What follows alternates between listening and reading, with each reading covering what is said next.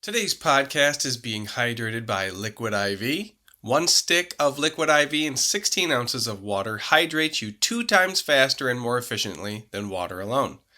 12 delicious, refreshing flavors to keep your hydration routine exciting.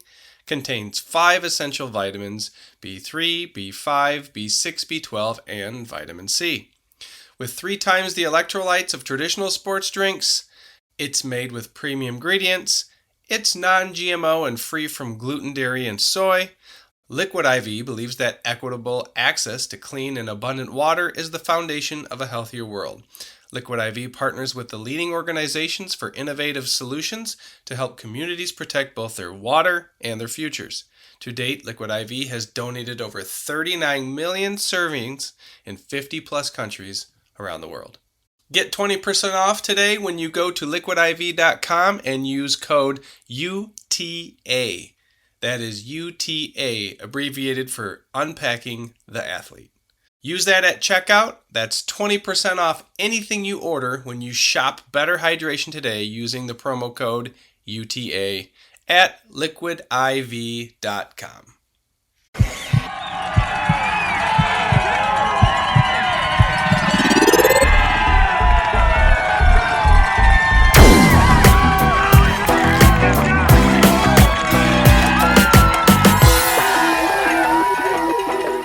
Welcome to Unpacking the Athlete podcast, hosted by yours truly, Rob Martin.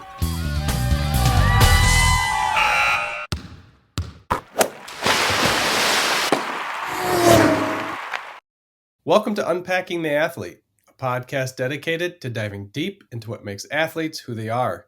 Today's podcast is going to be a little different as I am interviewing a variety of people that race the Roubaix. I'm starting with Patrick Collins, who raced the 100-mile. Here are some of his cycling accomplishments. He finished the Dirty Kanza in 2017 in just over 15 hours. In 2019, he tackled the Margie in a time of 9 hours and 44 minutes. And he has 2 top 5 podiums at the Iceman in the under 40 Clydesdales. Patrick, glad you could be here. Thanks for having me. This is going to be a fun conversation. My first question is, did you do anything special the week prior to the race to prepare yourself? Maybe not any more than usual. Probably the biggest thing that I was doing, probably like everyone else, was watching the weather.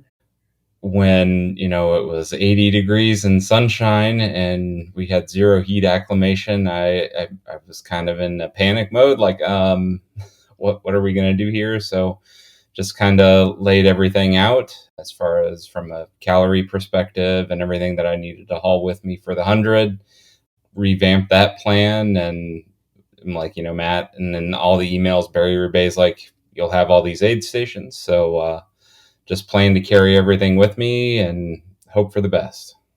I had a race last year where I totally bonked in my race. So I definitely understand the concern for the forecast that was forecasted for Saturday. And it came true because it was dusty and it was hot, right? Yeah, very. The morning was great. And I was like, this is doable. Yeah, and then the afternoon came. And when we got out on like the south part of the course, where there wasn't as much shade, a lot of open fields, either sun on your on the front or back, it got hot pretty quick. Yeah, I bet. So how many rides did you do of the race? Or like the week of the race, for sure, I had like a kind of a light recovery outside. Other than that, I have recently kind of picked up Trainer Road. So I did a couple of those, did openers on Friday. But other than that, typically going into 100, I try to not do a bunch the week before. What was your meal the night before? That was also a lesson learned. I was staying with a buddy of mine at the Bay Point Inn. I'd never been there before, but we ate there just because of the convenience of eating there. Opted for, they had some fish tacos. So I was like, oh, that sounds good. So I did that. It didn't quite sit all that great in my stomach. It was still a little heavy the morning there before. And I was like, we'll see how it goes. But ended up getting going and kind of got on top of that and breakfast and worked out fine. What was for breakfast? McDonald's at like just before 6. Just did egg and biscuit muffin, and that was it, at least to get me going, and then kind of started on some of the bottle stuff that I'd be drinking through the day. Okay.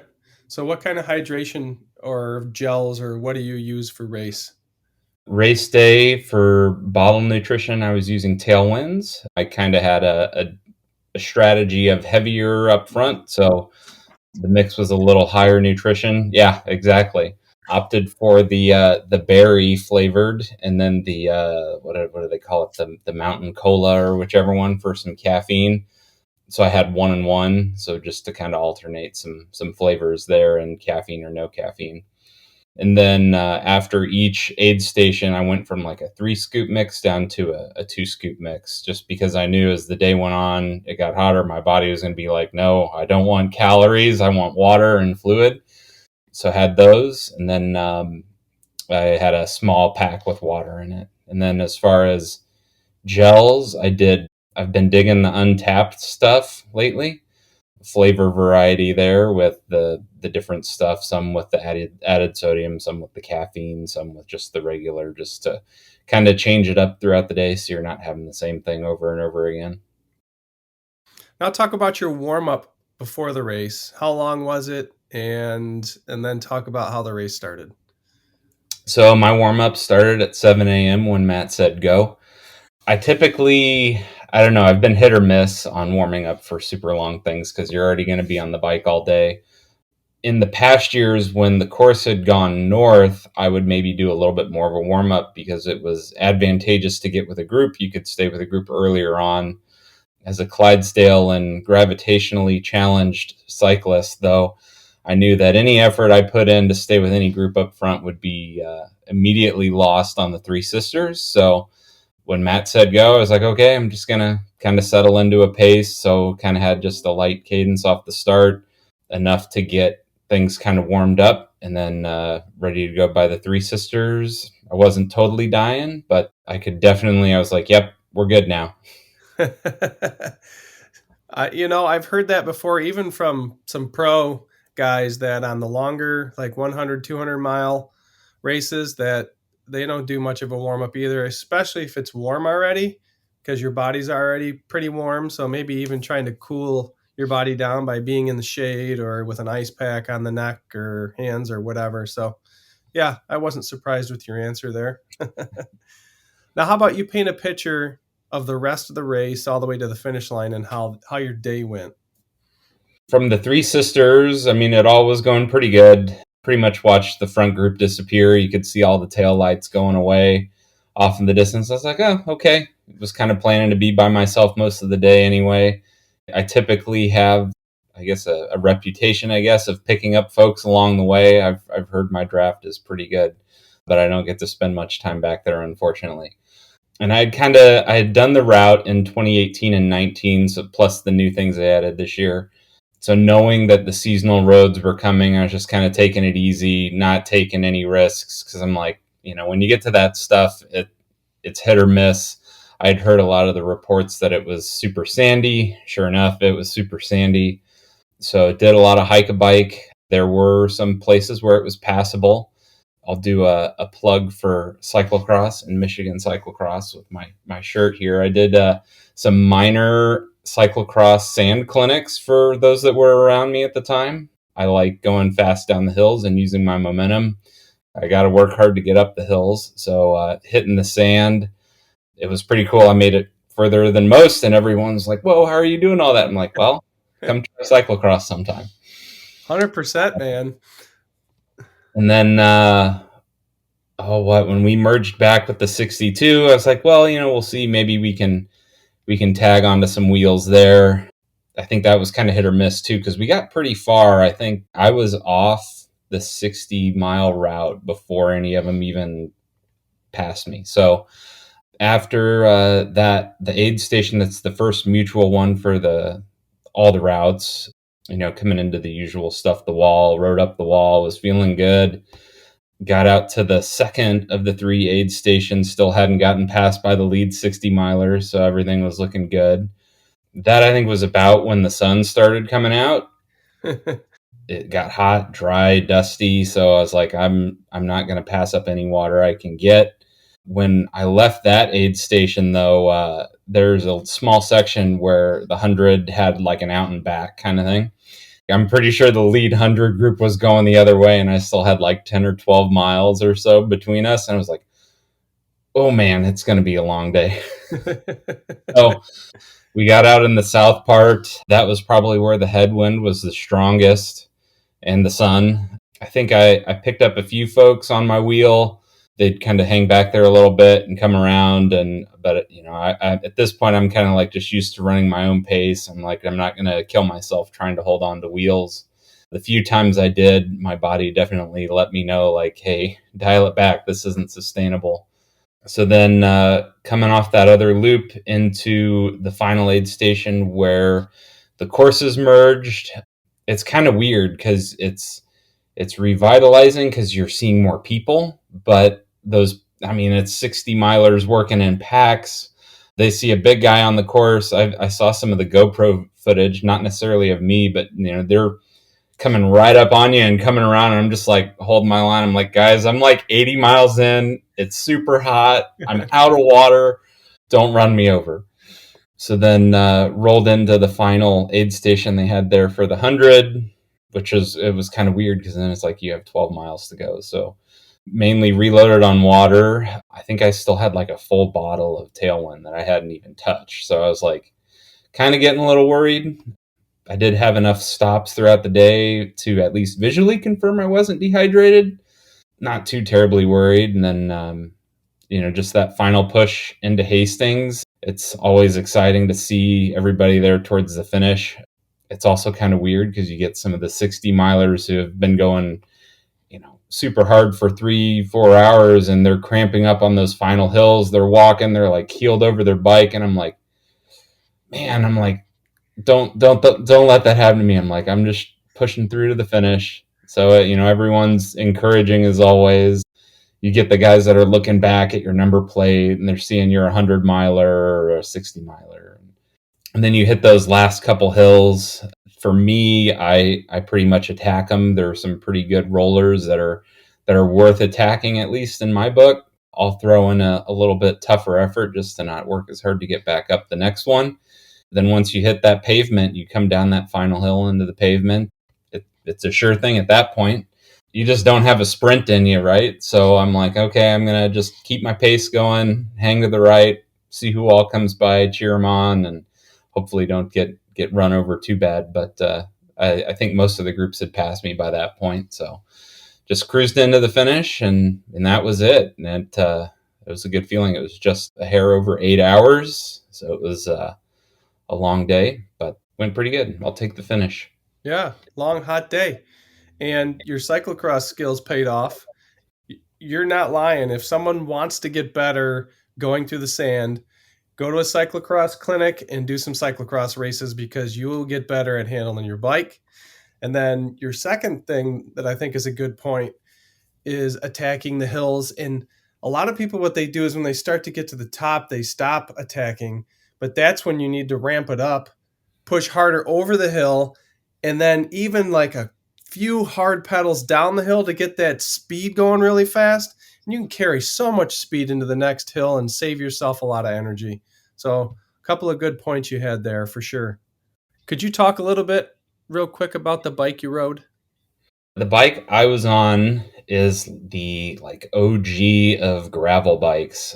Back when we actually started getting gravel bikes, I think it's a 2013 frame Niner RLT9. So it's got alloy frame, carbon fork, got some wider bars on it. Had all the fit done on that. I've got the specialized CGR seat post on it. The aluminum's a bit stiff, maybe by today's gravel standards. So I've got that on it. I've got custom wheels on it with i9 torches and alloy wheels. I took a little bit of a risk this year. I was going to try it last year, but I ended up not even starting last year because of the weather and conditions. With the pandemic, my drivetrain needed some parts and I couldn't find parts. So I'm like, well, let's see. I think I was running like a 4636 maybe on the front. So 2 by. I decided, I was like, well, Michigan's fast enough. I'm going to put some road gearing on it. So I've got an absolute black 52 oval. I think I've got 5232. I might regret that one just a little bit. It was a bit to push that 52, but on the downhills, it was a rocket, and it still climbed. I still had all the gearing I needed to climb.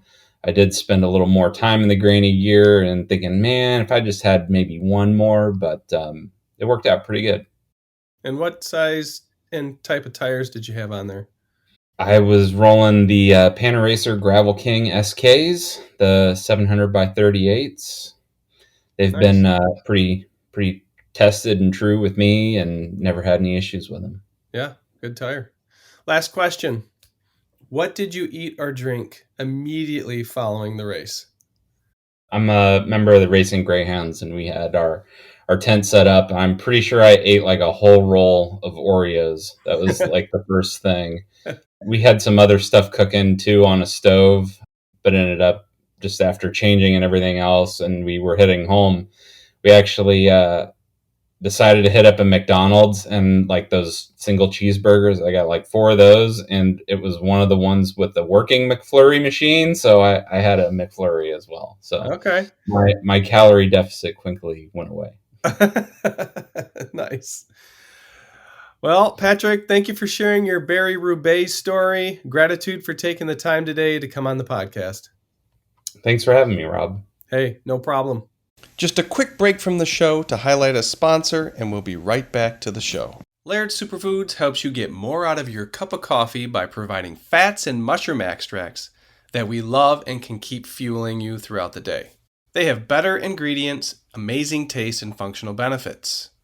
It's all natural with whole food ingredients, contains naturally occurring MCTs from coconut oil, no artificial flavors, colors, or additives, no sugar from highly refined corn syrup.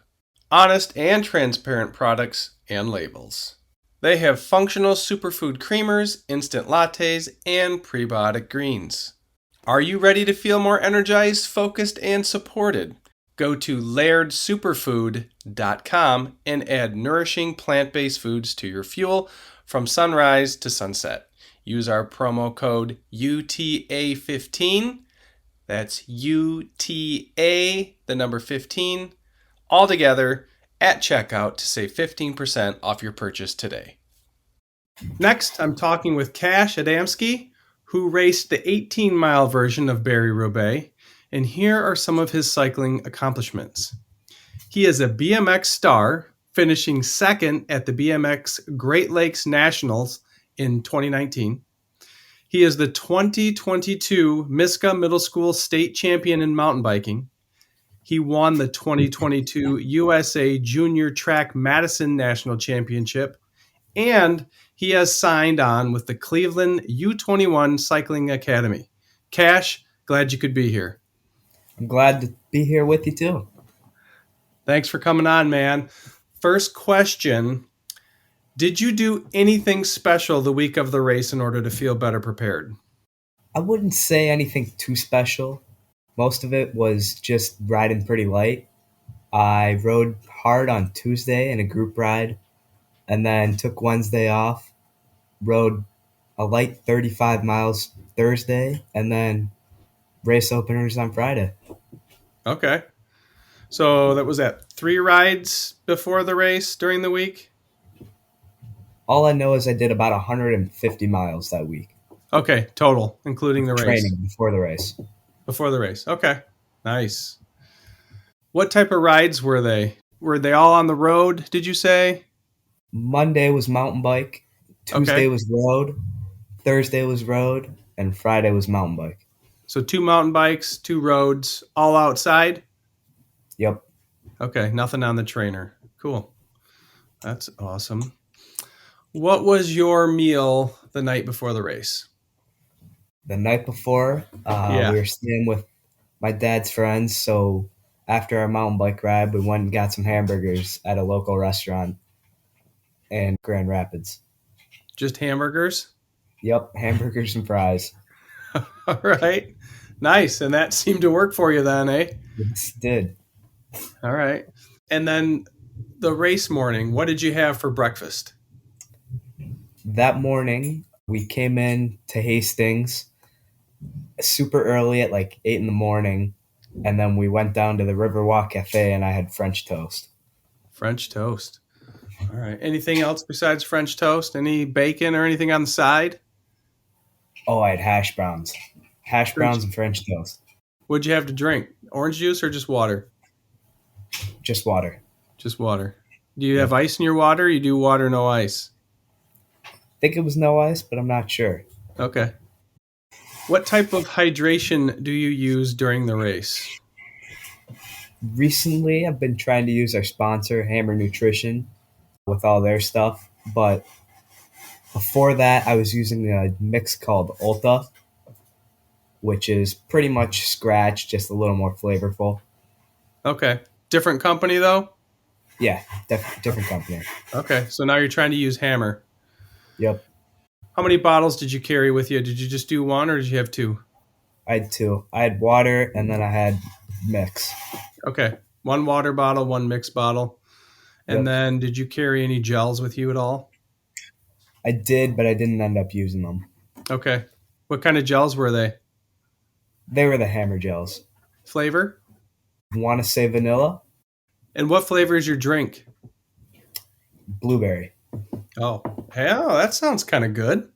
It is pretty good. Or blue raspberry, one of the two. I don't think I've ever tried that flavor before. It works for me. Hey, if it works, right? That's all you can hope for. Exactly. Now, how about talk about your warm up for the race? How long did you warm up for? What time did you warm up for? And when did your race start? So how long did you have kind of waiting before you went off? I rode around and I looked at the finish when we got there. So I'd say that was about 4 miles at 9:30, and then took a break, watched the start to some races, and then at about 10 o'clock I started to get really warmed up, and I was just riding in a circle. There was a group of people warming up, and I got about 8 miles or so. Okay. And then we And went to the start finish, and I got right up to the front. well, that's a good thing, right? Didn't want to get stuck behind the lead group. During your warm up, what do you do for your warm up? When you said I Mostly, got really ready, what do you do there? what I like to try and do is get my heart rate up really high and then drop it as low as I can, as quickly and as possible, and raise it as possible. So sometimes I'm doing intervals depending on how long. So maybe 80% of my max heart rate, and then I'll try and drop it as much as I can Okay. after maybe 3 miles of just spinning. Now, why don't you paint a picture of the start of the race and how that went? I would say it was rather easy right off the start. I heard that there was a crash, but I don't really know where, and I know it was behind us. I got up maybe fifth wheel, and then we started to pick it up in the pavement after about a mile or so, and no one was rotating. It was just the same guy on the front for maybe 2 miles until we hit the gravel. But for me, it went pretty smoothly. I was sitting seventh, eighth wheel maybe in the lead group, right where I wanted to be. When you guys hit the gravel, did people start rotating or did he pull for a little longer? He pulled for a little longer. I want to say midway through the Three Sisters, and then we were kind of taking like 30-second pulls on average, I would say. Okay. And so maybe talk about how the rest of the race went then. How did the group separate? Did it break into 5, 3, 2? Kind of explain how things went from there all the way to the finish line. So we were keeping it pretty tempo at maybe 24, 25 miles an hour with 10 or so people going into it. And then at about mile 7, James Meyer attacked on a downhill going into an uphill. So A couple guys tried to follow, and I was sitting fourth wheel, and both of them like instantly just stopped on the climb and couldn't keep going. So I attacked up and counterattacked it, and then got up to James's wheel, and then for the pretty much the rest of the race, it was just us two, and we were just racing and riding hard with not really many attacks until maybe mile 15. At mile 15, James tried to attack and drop me. And then on the downhills, he had a little more gear than I did, so he was kind of pulling away while I was spinning out. But I was able to catch back on. And then we kind of played cat and mouse on the pavement towards the backside. And then going into the sprint at maybe 400 meters, he went for a sprint, and I counterattacked it with maybe 200 meters. So the whole time we're sprinting, and then he got back around me at the line. Okay. So it was a pretty good finish then. That was It exciting. was. It was. That's awesome, man. Well, Thank you. congrats on an epic race. It's a good story. Thank you. Good battle for sure. Yeah, it was fun. I can't wait to do it again. Why don't you talk a little bit about the bike you rode for that race and tell us the setup and what kind it is? So the bike I rode was actually a borrowed bike from my neighbor.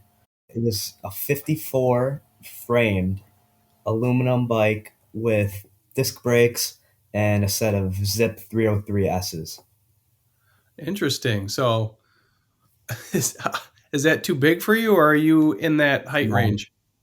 it was a little too small, but Okay. we could make it work. Yeah. All right. So how tall are you right now? Right now, I want to say I'm 5'11". Okay. So you've gotten taller. Yeah, So you're growing a definitely. lot. Okay. Definitely. Last question. Immediately following the race, what did you have to drink and eat? Immediately following, I think I had a Coke. A Coke? Yeah, I felt awful. I felt like I was about to throw up because that was the hottest weather I've ridden in all year. And in that sun, I was dying. But right after, I drank a Coke and I had some oranges. And that got you back to normal? It took a couple minutes, but yeah. I think that's the theme of this year's Berry was no one was heat acclimated, so everyone was bonky and pukey and not feeling well. I heard a lot of that going on. Yeah, it was terrible. It was terrible. So last year, I actually did a lot of the gravel races in the spring, and if I don't know if you did any of them last year, but almost all of them were between 33 and 35 degrees with precipitation. So they were all That's nasty. And I was preparing to go out and do the whiskey off road in Prescott, Arizona. And all I had here was freezing cold, wet, nasty weather. And I get there and it's 80 and dry. And my race didn't go so well because I was not heat acclimated and I got pukey on there's a climb you got to do that's like, I don't know, about a 50-minute climb. And oh, you're in the sun the whole time, hot, exposed sun. So I just got really pukey during that race. Yeah, I know how it is. that sounds awful. Yeah, Yeah, that I would not want to do that. yeah, I would recommend if you could get to a sauna, if you know you're going to have a hot race that you're not going to be able to prep for, sitting in a sauna maybe a few 2 to 3 weeks before, that can kind of help you get those heat proteins or whatever to help you out with the heat acclimation. So Yeah, that sounds like a good idea. yeah. So off the topic, what are your goals? What discipline are you going to go into? I'd like to stay in all of them Yeah. as long as I can. But this year, my goals, I'd like to win a stage of Intelligentsia. My number one goal, though, I guess you could say, is either doing well in Geneva, Switzerland if I go, Okay. or winning another track national title this year. Okay. So you're leaning away from the mountain biking. That's still a goal to like do really well this year in Miska. because Okay. I'm going to try and race varsity this year. Well, cool. I'm glad you could come on, Cash. It's been great watching you get faster on the bike as you get older. I thank Thank you you. for sharing your Barry Roubaix story, and I'm really grateful that you were able to come on the podcast. Thank you. Yeah, I appreciate it. Absolutely. Next, I'm talking with Megan Miller, who raced the 18-mile version of Barry Roubaix. Here are some of her life accomplishments. She is a mother of two driven, smart, and badass daughters, and the wife to the coolest guy. And I can vouch for that. At Hope College, she was an All American swimmer for 4 years and academic All American for 4 years. And with the swimming, she had great results, including in the 200 and 400 medley relays, getting first in the nation in 1994, Division III. Megan, glad you could be here. Thanks, Rob. Did I get all those right? You did. Yeah, thanks. Good. It's a while ago, some of those things, but it's good memories. But great accomplishments. Wow.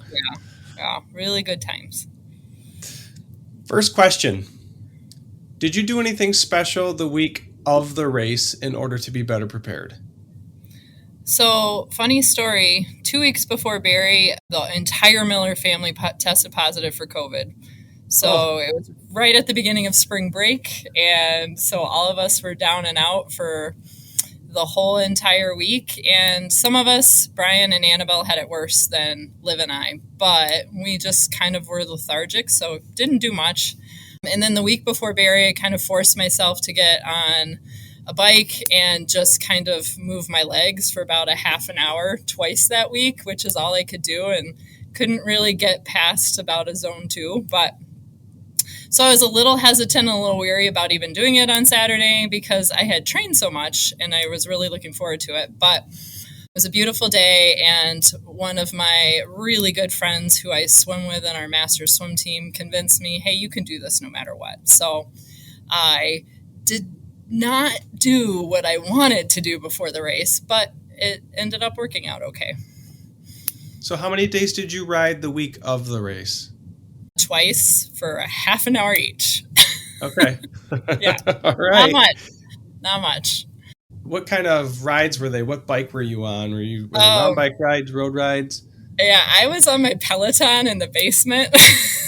So I didn't even get outside to ride my gravel bike that week because it was just busy with getting back to, I'm a school teacher, so it's busy back getting into school and not having time in the afternoon. So I just did a little spin.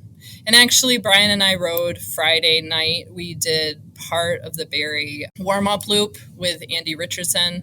So I guess I did that too. So we did some spin-ups and just rode easy on the trail a little bit. Saw a lot of people, which was fun. Picked up our packets and all that stuff. Very cool. Yeah. What did you eat the night before the race? So Andy, Brian, and I went to a local restaurant in Hastings. So, but I found I had pasta and it was mixed with some fresh veggies and chicken. And so topped it off with a non-alcoholic beer. It was awesome. Nice. I like that you stayed away from the alcohol. That was good. Oh, yeah.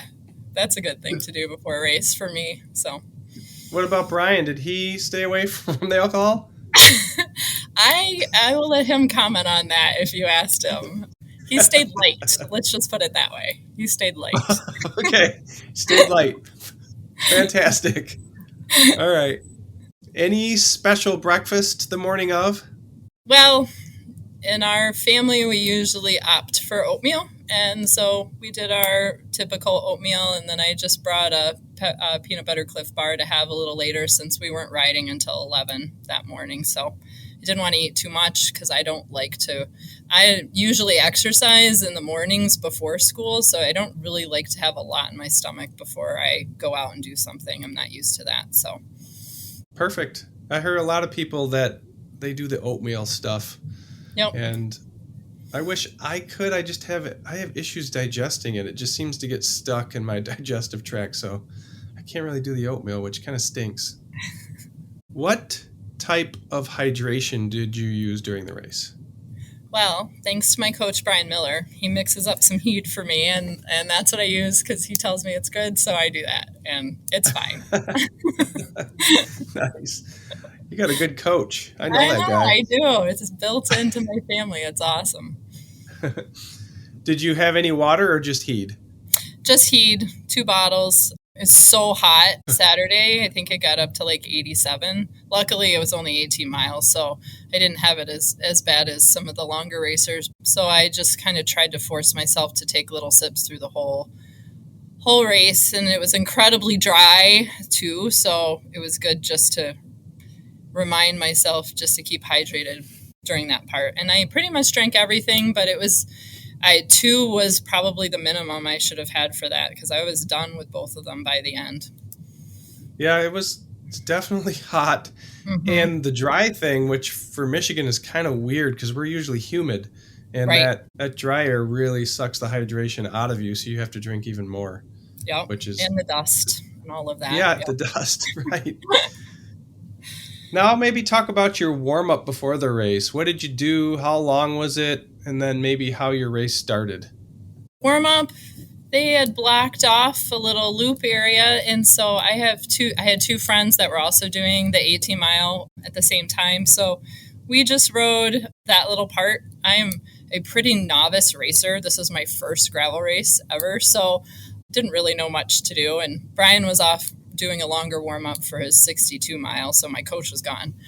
So we just did some laps around and did a couple spin ups and then got into the massive line of the different heats for the 18 mile. And I had signed up in the second heat thinking that I wanted to take it seriously, but I wasn't quite sure how my performance would be. And so you were surrounded by hundreds of really excited, kind, nice bikers, which was super relaxing, actually, just to stand with all those people who were just smiling and laughing and joking and talking. So, and then I think what I loved about this race a lot is that the start of the race, you just kind of slow roll out, which for swimming is not the case, which is all my competitive background. So I just started knowing that I wanted to take it, not go out too fast, but not go out too easy, and just kind of see where I could pace with everybody else.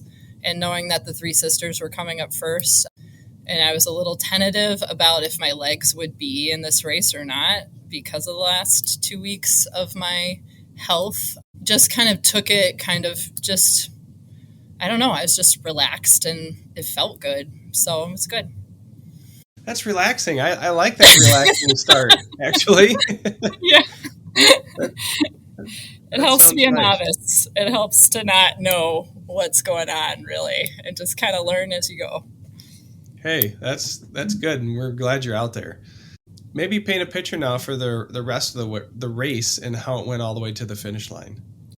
The third sister really was like, oh, no, I don't know if I have the lungs for this anymore. I don't have the legs for this. And my friend Ellen and I were biking back and forth kind of together. And, I was talking to her, like, you should get on my wheel. And she said, I don't know what that means, because she's a triathlete. And I was like, yeah, I don't know what that means either, but I know that's what we're supposed to be doing. And so we kind of sort of biked together for a while. As the race went on, though, I felt like my power got stronger and that my legs were still consistent in there, and they were kind of, pushing themselves on the hills, but I guess that's what your muscles are supposed to do. So I felt really, really good. And, Brian had said, and when I've ridden with him before, I've tried to ride kind of on someone's wheel. I don't know if I'm really doing that, but I tried to stick with a group and tried not to get lost and be by myself. And I think that's helpful.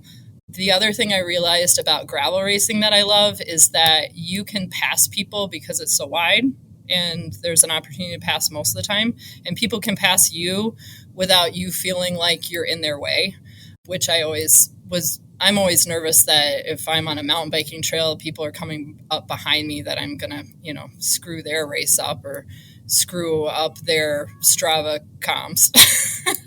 So I like the no pressure of just being able to ride my race and be able to be out there. And so I felt that the whole rest of the way. And I sent it on the downhills because I felt pretty confident on my gravel bike, because I usually ride mountain bikes and just love to ride in the woods. I felt pretty confident on the downhills, and I knew that the turns were going to be tricky and some people were falling because it was so loose. So I was careful on those, but I just kept going, and the miles kept dropping, so less and less, and I was feeling pretty confident. So it just was a really, really fun race to do, and everyone was on the race course was incredibly polite and would pass, and they would call it out, or they would say no problem if you were passing, and cheering everybody else on. So I really love that about this climate of this race in particular. I'll agree with the gravel racing. Being able to pass is a nice thing, or get past and not have to worry that you're holding someone up, or worry if if you are in a race that you can't get by somebody. I do like that about gravel racing for sure. Yeah. Maybe talk a little bit about what bike you rode, like what kind it is, what do you have on it?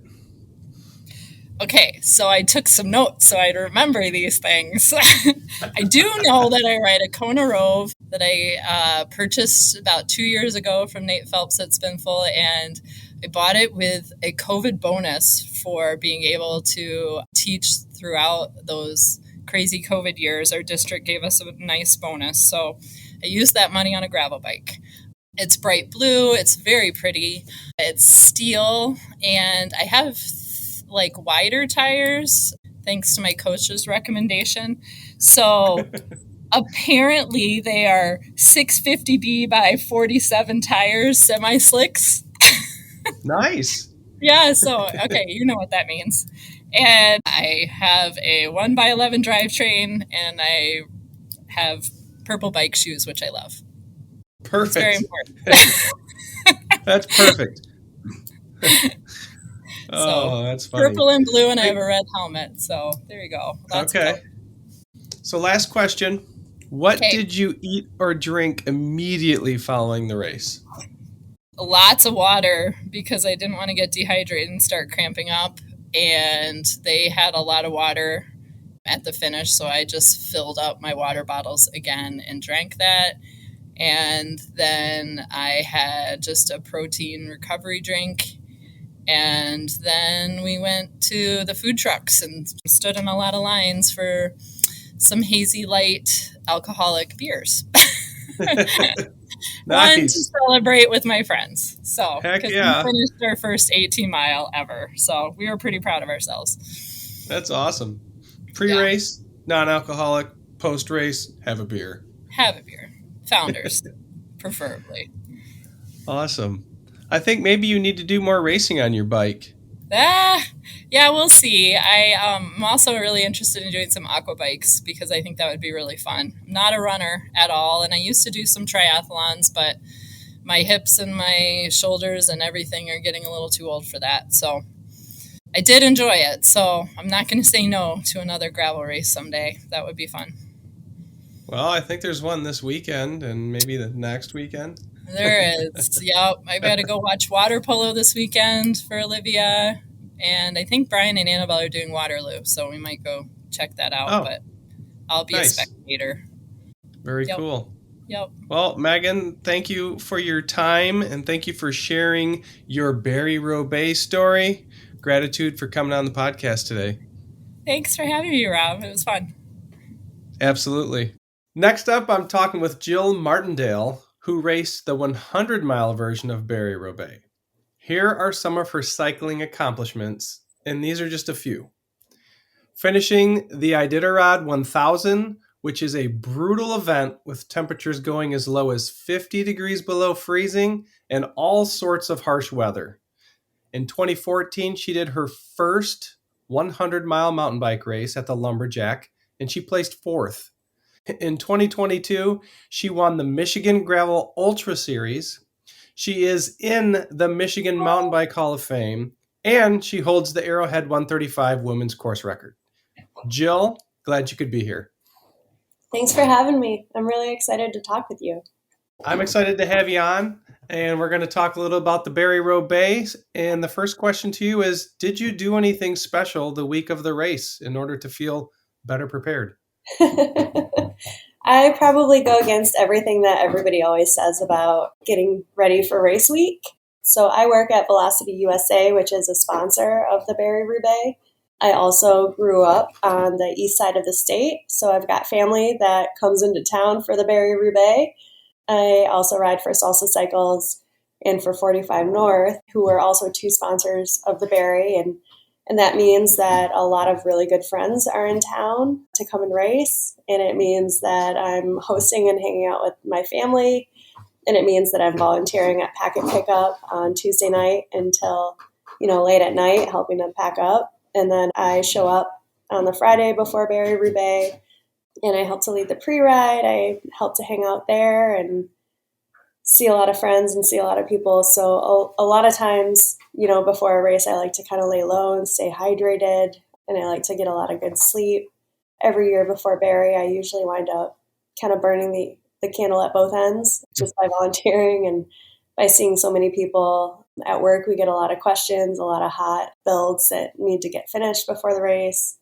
So it's kind of it's just a busy week just from being in the bike industry and having friends that come or family that comes from out of town. I try my best, but it usually gets pretty kind of crazy and wild. Yeah, So, sounds kind of like it with everyone coming in. So how yeah. many days did you ride that week? You rode Friday, kind of a little with the pre-ride. Mhm. So I commuted into work on Tuesday and Thursday, and then usually I didn't really change up or taper much before Barry. So usually I try to commute into work 2 days a week. I walk my dogs every day after work, run a couple days a week. So I didn't change up a ton other than trying to focus and be on the gravel bike and just make sure that I was comfortable on that. Doing final bike checks and whatnot. Mm-hmm. Yeah. Friday after the pre-ride, I went home and I put those little Richie mini aero bars on my bike. Oh, I kind of figured like it wasn't going to get that windy out, but I knew that there was that sandy two track and kind of that ride around mud puddle kind of early on in the race. And so I thought that would break up a lot of the packs. So I put the aero bars on just in case I had to kind of fight out there by myself, which I wound up doing. So right. So smart move then. yeah, I thought so. But it was funny because I kept wavering and I almost texted Matt Acker, my salsa teammate and buddy, and I almost asked him like, should I put aero bars on? But I like reeled myself in because it's race week for him. Like he's a really busy guy as a race promoter. So I didn't ask him until the night before, and he's like, well, if you haven't been training on the aero bars, you probably should just not put them on. But I went home and immediately put them on my bike. So, Listening to the advice. Nope, not really. not really.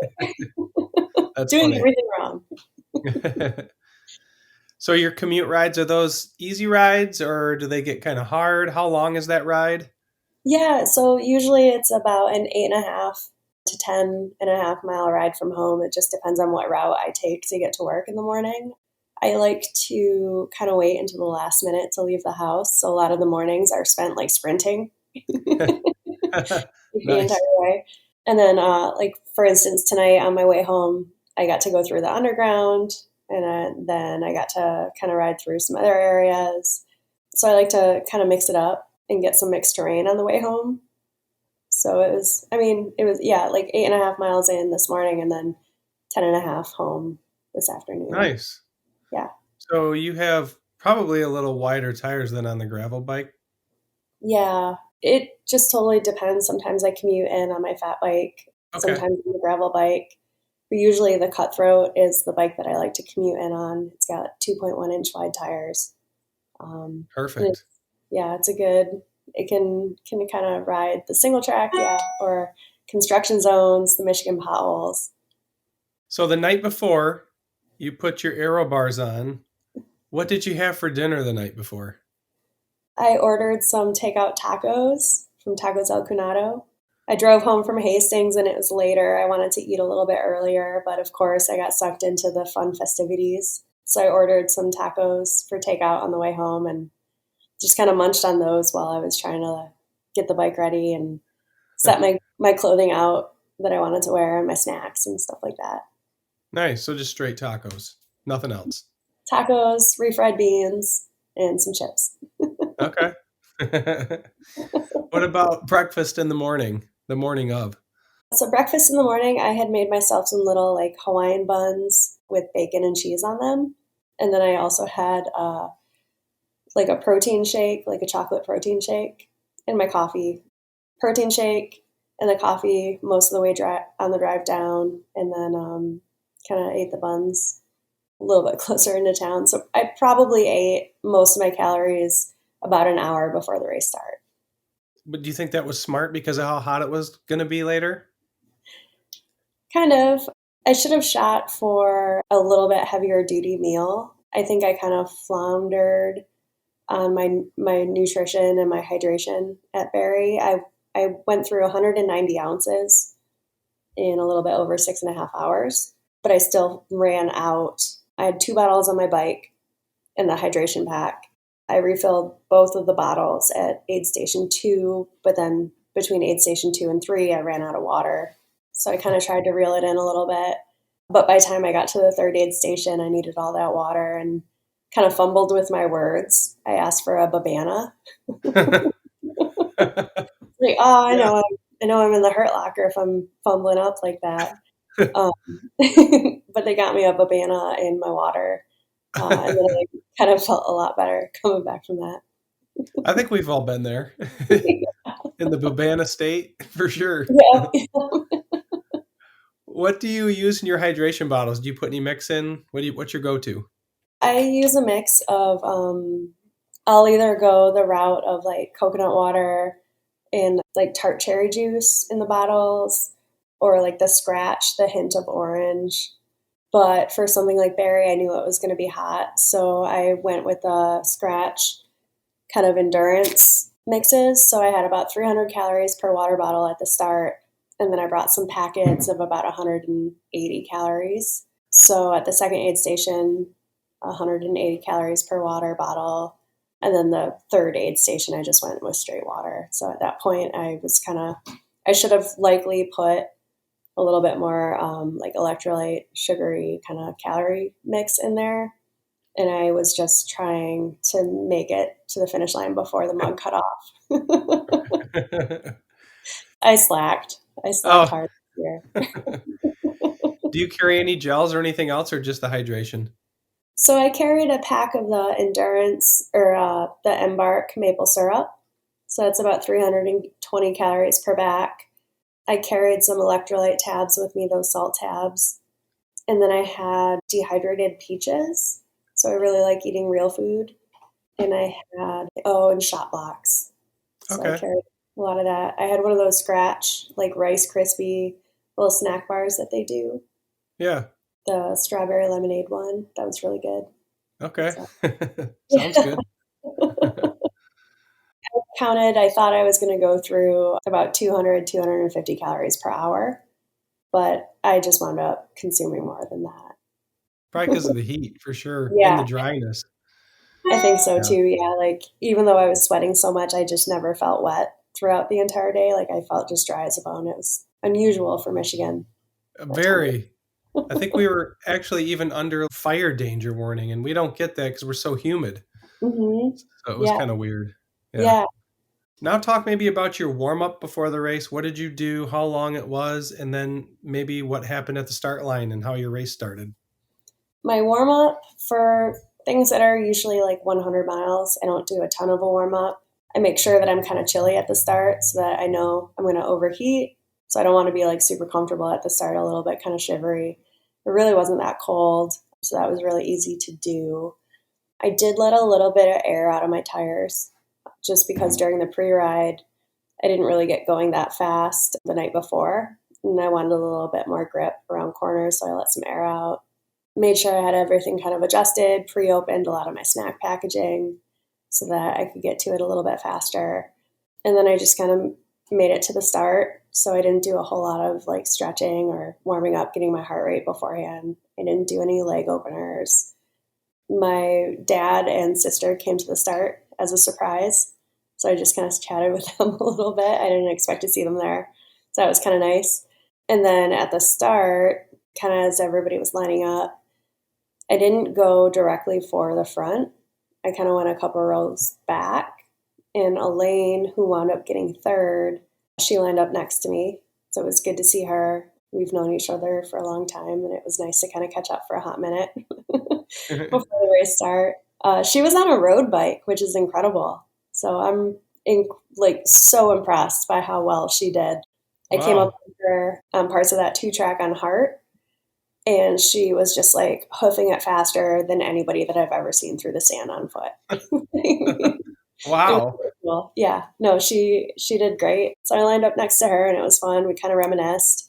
We'd lined up next to each other at Mid-South, so it was fun to do it again, second race in a row. But it's just always fun lining up the start. I see so many people that I know, and it's fun to see like Tenor and Acker and the Pavement Ends crew. So I was just kind of waving hi at everybody and dinging my bell a little bit. Nice.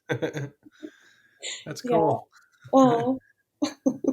Now maybe paint a picture of the race and how the race went and the finish of the race. Started out with kind of a group. Elaine got into the first group.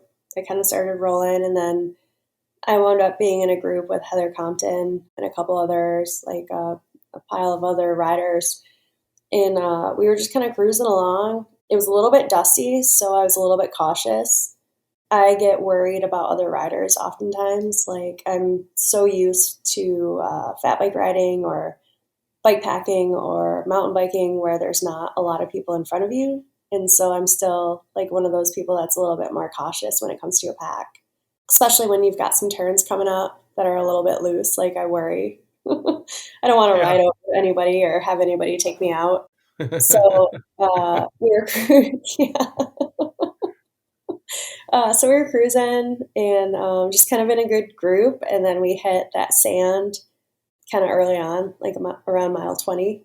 So I was able to ride a lot of those sections just because I've pre-ridden them before. I'm used to my bike kind of moving around and squirrely riding. So I was able to cruise or get up on the shoulder, which can be a little bit firmer. I was riding with Heather for a little while, and we were just really chatty. She's a great human, so I like racing, but I also like getting to know the people that I'm racing against, which is weird, I think, but good. So we were chatting, and we started riding up on Elaine, and Heather was like, "Who is Elaine? I don't know her." And I was like, "Elaine is really fast. She's aerodynamic." So we caught up to Elaine, and we kind of passed her and came out onto some more gravel. And then Elaine and Heather were just gone. They're such strong riders. So I spent the rest of the time just kind of trying to chase them down, conserve my water, try to focus on my breathing and make sure I'm not overheating and not getting nauseous, just because I've had a history of overdoing it in the heat. So I kind of played it a little bit more safer this time around, but there were a lot of good people out there. By the time we came up onto the spot where the chase was, it was on course for the 62 milers and the 100 milers. So Salsa, for anybody who doesn't know, brings this Shea lounge out to different races, and they have a photographer who is there. So it's supposed to help remind you to slow it down and have fun. Don't take racing so seriously. Have a good time with it. So I came up onto the signs for the Shea Lounge, and I was surprised because it was a lot earlier in the race than it historically is. So I got confused, and I was looking at my map, and I got worried and thought maybe I had the wrong route, or maybe I cut the course. Because usually the Shea Lounge is like 10 miles from the end. And so it was a lot earlier on this time around. So there are two riders coming up behind me, and I asked them, "Are we still on course for the 100?" And they were like, "Yeah, we are." I was like, "Cool, we're coming up to the Shea Lounge." And they were like, "We're not going to stop." And I was like, "We're stopping." So we spent like the whole rest of the time through the single track, like just like selling them on the Shea Lounge. And then we got there, and they're like, "Are we doing this? Are we doing a picture?" And I was like, "We're doing a 3-fer." So all three of us got in in the picture. That's And then awesome. after mix, and yeah, no, it was good. It was that's my favorite part about the Shea Lounge. Every picture that I have on different races when I've been at places where it's always with like a group of friends. And at Mid South, I had to go on the lounge by myself, and it was just like really sad. Right. All alone. I know, so lonely. So I was really excited to have found like two strangers to pull into the picture. That was cool. And then after that, it was just all gravel to the end, and it was fun. It was pretty. It's such a great course. And you kind of come upon people along the way, and you either get to ride with them for a hot minute and then they fall behind, or they come up from behind you and you kind of hang for a minute. And it's just fun, all the different people and all the different speeds that you see out there. And then the last couple of miles, all the courses come together. So all of a sudden you're riding with the 62, the 30, the 30 sounds, the 18 milers, and there was a sign that said 5 miles to go. And I looked at my Garmin to see what time it was, and I had 14 minutes to go the last 5 miles to get the mug. That 6.5 hour cutoff. And I didn't think, like, when I ran out of water, I thought for certain like I wasn't going to be near the 6.5 hour mark at all. I thought it was going to take a lot longer, just with trying to conserve energy and not dehydrate myself too bad. So as soon as I saw that 5 mile mark and that I had 14 minutes, I started pedaling as fast as I could, like tucked down in the bars, like trying to cheer for people, trying to just go as fast as I could. And then I took that turn onto Green Street. So like your last turn for the end, and you finally hit pavement. And I looked and I had like 2 minutes left. So I freaking pedaled as fast as I could. That's awesome. But I got, by the time I crossed the line, it said I was 6:35. So I was 5 minutes late. So Oh. I think my Garmin is slow. Oh. So I don't know. Yeah, I was 5 minutes behind getting the mug, but it's okay. There's next year. There's always next year. Yeah. No, I love it because, like, yeah, so this year I got 6th overall, but last year I was 2nd, and the year before that, or overall women in the 100. So last year I was 2nd, and the year before that I was 3rd, and the year before that I was 5th. So I really wanted to win this year. But then I was out there, and it's like, I don't know, like I get distracted by the fun and the camaraderie, and like I try to take it as serious as I can. I did try really hard this year, but it was a very beautiful, beautiful, like really great conditions year. And I Yeah. think my strength is the mud, like the cold. Based on your events and your history, I would say yeah. Yeah. So what bike did you ride? What tell us a little bit about your bike. I was on the Salsa Warbird. So it's a gravel specific kind of endurance bike. And I was rolling with my Velocity aileron rims. So it's a 21 millimeter internal rim, a little bit deeper, of course, a fun custom, anodized color.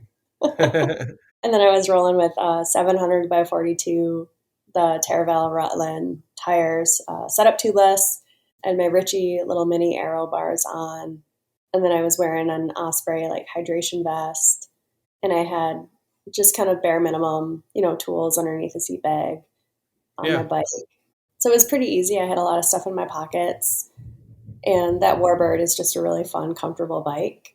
Try to ride it in like as weird and hairy conditions as I can just to get used to the handling on it.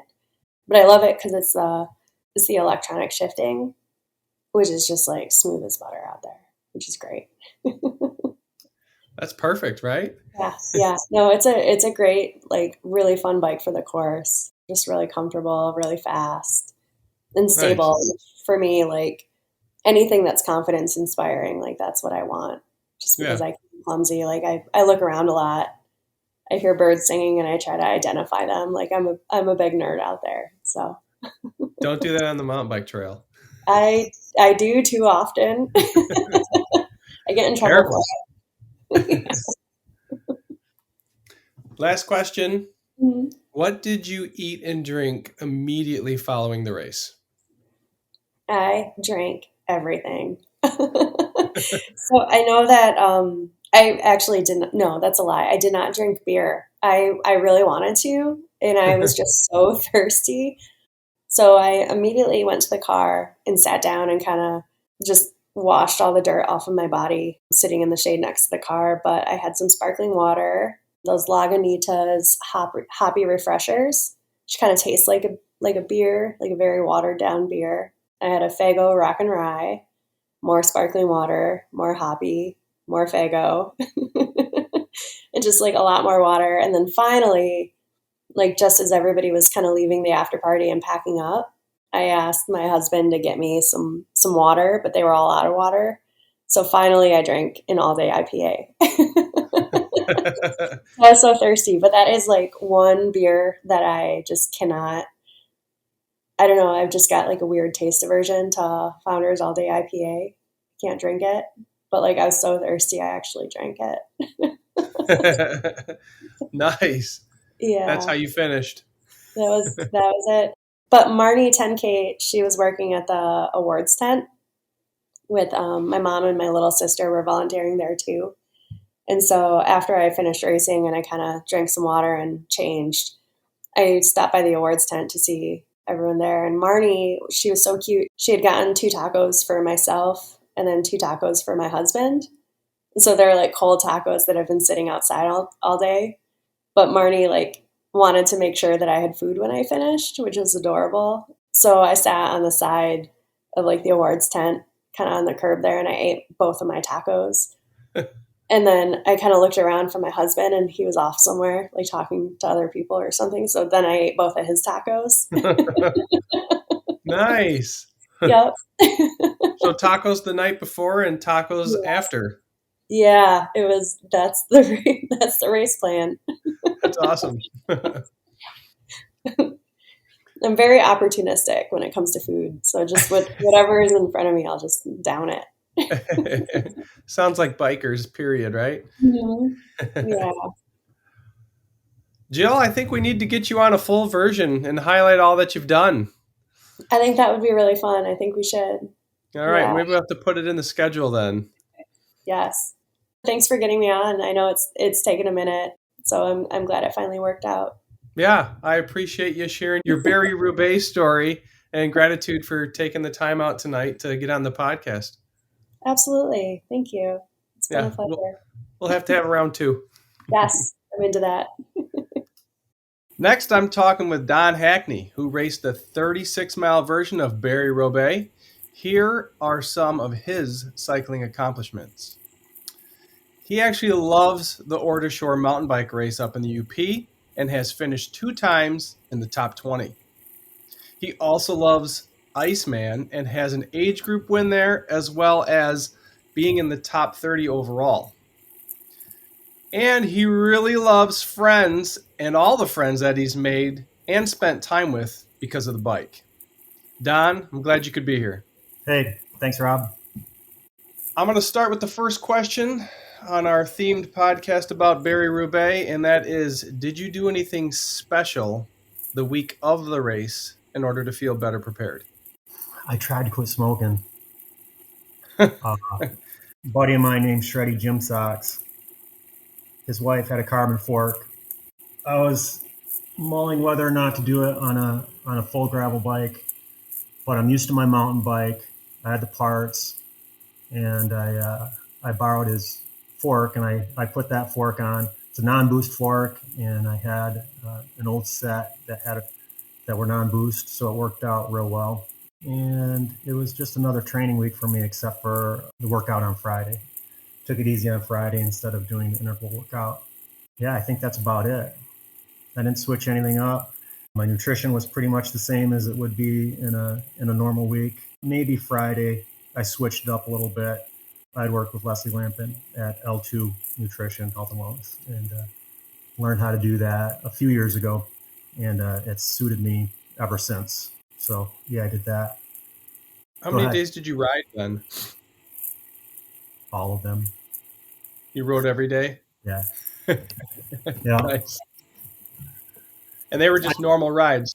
right? Yeah. Did you do any intervals? Did you do single track? Did you do gravel ride, road ride, Oh, indoor good ride? What did question. you do? Yeah, good question. I did get a chance to test the fork out on the Barry course. We started at Yankee Bills, hit the course there, and probably rode a little bit too hard for it being race week, but I did the workout and got a good sense of what was going on with Sager. Saw the lines on either side, saw the sand in the middle. It wasn't like riding my mountain bike. I did the Barry 36 in 21 and rode my mountain bike and it just blazed through Sager. It was great. A few of us, maybe 5, 6 of us, had a breakaway right after Sager that year and got caught by the chase group just before the wall. And I felt like a mountain bike would have been really good there. But then when I got to the sprint, I felt like those fat tires and the squishy fork and all that didn't help me out at all. I just wanted to get a good sense of how that was going. I've never ridden carbon fork before, so I wanted to get used to that a little bit. Kept the straight bars. That was a good idea for me. And tried specifically work on cornering on the gravel and getting through Sager were the main priorities of that workout. And so worked out well for me. That's cool. I like to switch out for a race day drivetrain. On Wednesday, I did that just to check it out, make sure everything was gonna go well. I think that's about it. Did you do any mountain bike rides, or were they all gravelly type rides that week? I'm sure I did some mountain bike rides. Yeah, I had a couple of hefty workouts. None of them were mountain bike rides, I don't think. I had an easy day or two. Went over to Hoffman Park here in Grand Haven. Tooled around, going around the corners a little bit on gravel there because they've got some crushed gravel there. Just trying to get a few. That's about it. Earlier on that weekend, I had ridden, looks like Mosquito Creek and Yankee. So leading up to Friday night, what was your meal the night before the race? What did you eat? Sushi. All sushi? All sushi. Just tuna. I get it at D&W. Tuna avocado.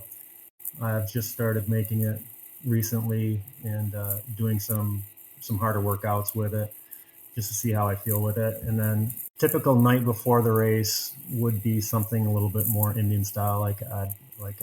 My go-to has always been lamb biryani. And I'll pick that up and I'll eat half of it the night before. And then the morning of the race, I'll eat it on the way to the race. This race being an hour and a half, just over an hour and a half, I wasn't really concerned about it. Not too much. Just wanted something that if I was puking it up, wouldn't taste bad. So did you have some ginger on your sushi then? Nope. I don't put ginger on my sushi, and I didn't have any around. And I think that would be something that I wouldn't want to burp up. So the night before the race, I made sushi. And so while I was making sushi, I also made some sushi with chicken, which I know is sacrilege, but I was storing it overnight so that I could eat it the next morning. And just, it needs to be something for me that's easy to eat, that's prepared ahead of time. I don't have to think about it. It was something for me to try this time. And I feel like it worked out well. So that's what you had for breakfast, was the chicken sushi? Yeah, I hate saying those two things together, but that's what it was. It sounds funny. Nice. Yep. All right. What type of hydration do you use during your races? Scratch. This being a short one wasn't super important to me. I think that I probably could have loaded up just before the race and have done straight water. I'm not going to try that, so I slammed a water bottle right before the race and then brought a water bottle with me. And I do all right with hydration when I'm on gravel. Single track, not so good, but just scratch. Any gels or no? Nope. Okay. I get it all in the POW. Yeah, I agree. It's nice to just have it in the bottle. Now, how about you talk about your warm-up before the race, how long it was, and then how the race started? Sounds like there's a story there. No, there's no story. Just Max Anthus and I and his dad, Todd, trained together on the reg. I slipped in just right before registration closes. I got a registration there from Martin Harris, who usually only communicates with me through email that has "uh-oh" in the subject title. But we both worked together at Miller Knoll. I saw him and he was in a sling, and he had done a ride with Brad White, and he had crashed and broke his elbow. So his registration was open and he sold it to me. And then Max also got in late. So Max came to my house that morning, stopped at Magnum Coffee on the way up, thinking we had all this time. And then we found a perfect parking spot right at the end of the race. Both of us had to poop. We go to packet pickup, and there's a line all the way through the parking lot. Like, it's almost 9 o'clock. Years past, I've done packet pickup at Founders. I didn't know it was going to be like that. So the first race was making it to a latrine, and we both won that race. And then got in line, and the line moved really fast. Very impressed with the efficiency of that. And then, that was my warm up, trying to find a place to poop. And then getting back to the car, getting kitted up, get the plate on, a couple slight adjustments, and then getting the chute, and gotten the chute way farther back than what I wanted to. And so did Max. And, there's all kinds of time to make up room, but you'd rather not have to put in that effort at the start, especially if it's a hot start, which sometimes it is.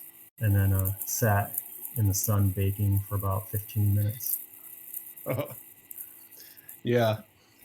How about now, paint a picture of the rest of the race after the start, Okay. and maybe tell us a little more about the start and then all the way to the finish line. Okay. So for Iceman training in the fall, we usually do this Barry 36-mile route, but we'll start from the Sandbar, or we'll start from Yankee Bills. Okay. And I never know where I am on the course when I actually do the race, because I never started at the race. In 21, we were going past, what road is this that the Sisters is on? We were almost done with the race, and it looks like it's Yeckley. Anyway, we're going past it, and I'm like, hey, aren't we going to do the Sisters? And like, no one said anything. And I pull up next to somebody. I'm like, hey, we're not going to do the Sisters? And he's like, he just looks at me like I'm crazy. He goes, bro, we did those at the beginning of the race. And I didn't know that, like, we were right there, almost ready to finish the race. So I'm all discombobulated. So I have to look at Strava when I'm telling you this story. So the race starts out. Max and I are way farther back than we want to be.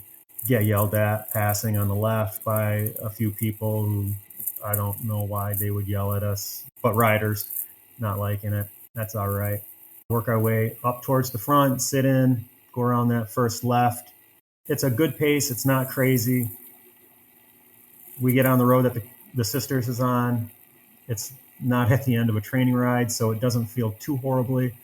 I think a guy in a rad jersey got away from us on the downhill.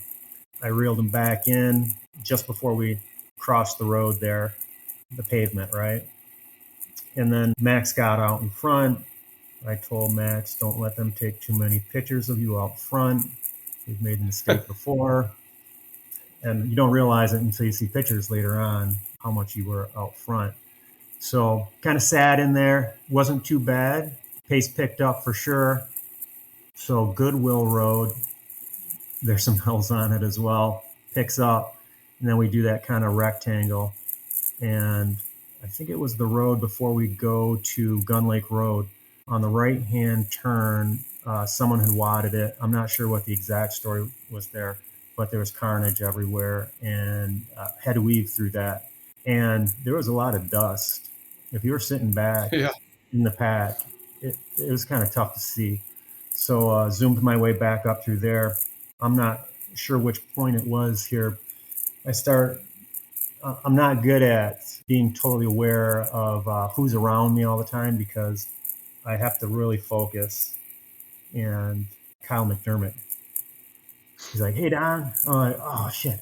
And that was awesome. I like it when people say hi to me. I remember saying hi to Rob Richardson on a fat bike. I can't believe the guy was still with us. And I can't believe his finishing time on a fat bike. And then Brent Lockhart rolled up to me and said hi. We chit-chatted for a minute. That was great. Kind of took me out of And he was on my a fat bike too. he wasn't far behind. I was impressed. I had the thought, listening to their bikes when they're in the pack, I'm like, am I in the right spot? And it felt super sketchy because these fat bikes were there. But then I realized, those guys are probably the most stable guys in the entire group. Yeah. They were riding really strong. And then, about this point, start seeing these guys shoulder bumping, leaning into people, and What?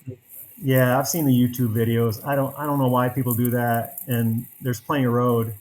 It is a little bit scary when you see that going on in front of you, but everybody moves pretty well and are aware of the wheels around them for the most part. I buzzed a wheel somewhere in there, and when somebody starts moving over, everything just kind of naturally gravitates. I shouldn't have said that out loud because now I probably jinxed myself. Anyway, there was a little bumping going on. No real big deal. Just kind of weird. Gun Lake Road climb, turn left on that. It was a huge group. I couldn't believe how many people were still there. Saw Max up there in the mix and figured he was in a good spot.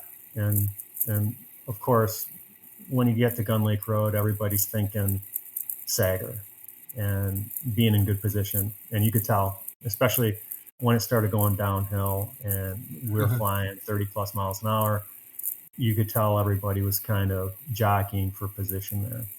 After you turn off a Gun Lake Road, and then we got on to Duffy. And then on Duffy is where it started getting real. Pushing up those slight climbs, there's no huge hills there, but the intensity's ratcheting up there. And then South Norris Road, got up front, not pulling, but got up front in position, and then made sure that when we went into Sager, maybe third, fourth, something like that, I didn't need to be first. I just didn't need to be looking at different wheels through Sager, and started going through Sager. And I didn't have any intention of pounding Sager like I did in 21. I just remembered getting a nice break and then being caught by the chase group. So it wasn't a priority right there. And with the people that were around me, I had to brake a few times. I wanted the lines on either side and sometimes had to go through the sand. Sand was rough if you went through the sand. And then the climbs were fine. The carbon fork on the bike really didn't feel that bad. Got passed a little bit, came out to the road. Max had gotten there just before me, and he was out front and hit the dirt again and started going to Pound Town. There was one other guy that came around and took a good pull right after we started. Tried to keep that pace going so that we could separate from any of the other people that got bogged down on Sager. So put in a pretty good effort climbing some of those hills, and then just railed that left-hand corner. And I was really happy about it because that's something that I'd really been working on. So there's a downhill with a little, maybe a 90 degree, a little less than 90 degree corner. Mullen. Got on Mullen, flying. Nobody wanted to come around me. That was all right. Little Pine Lake Road has some right-hand turns on it that were a little sketchy when you were flying. And then there's a nasty climb somewhere in there, long one, and that's before the wall.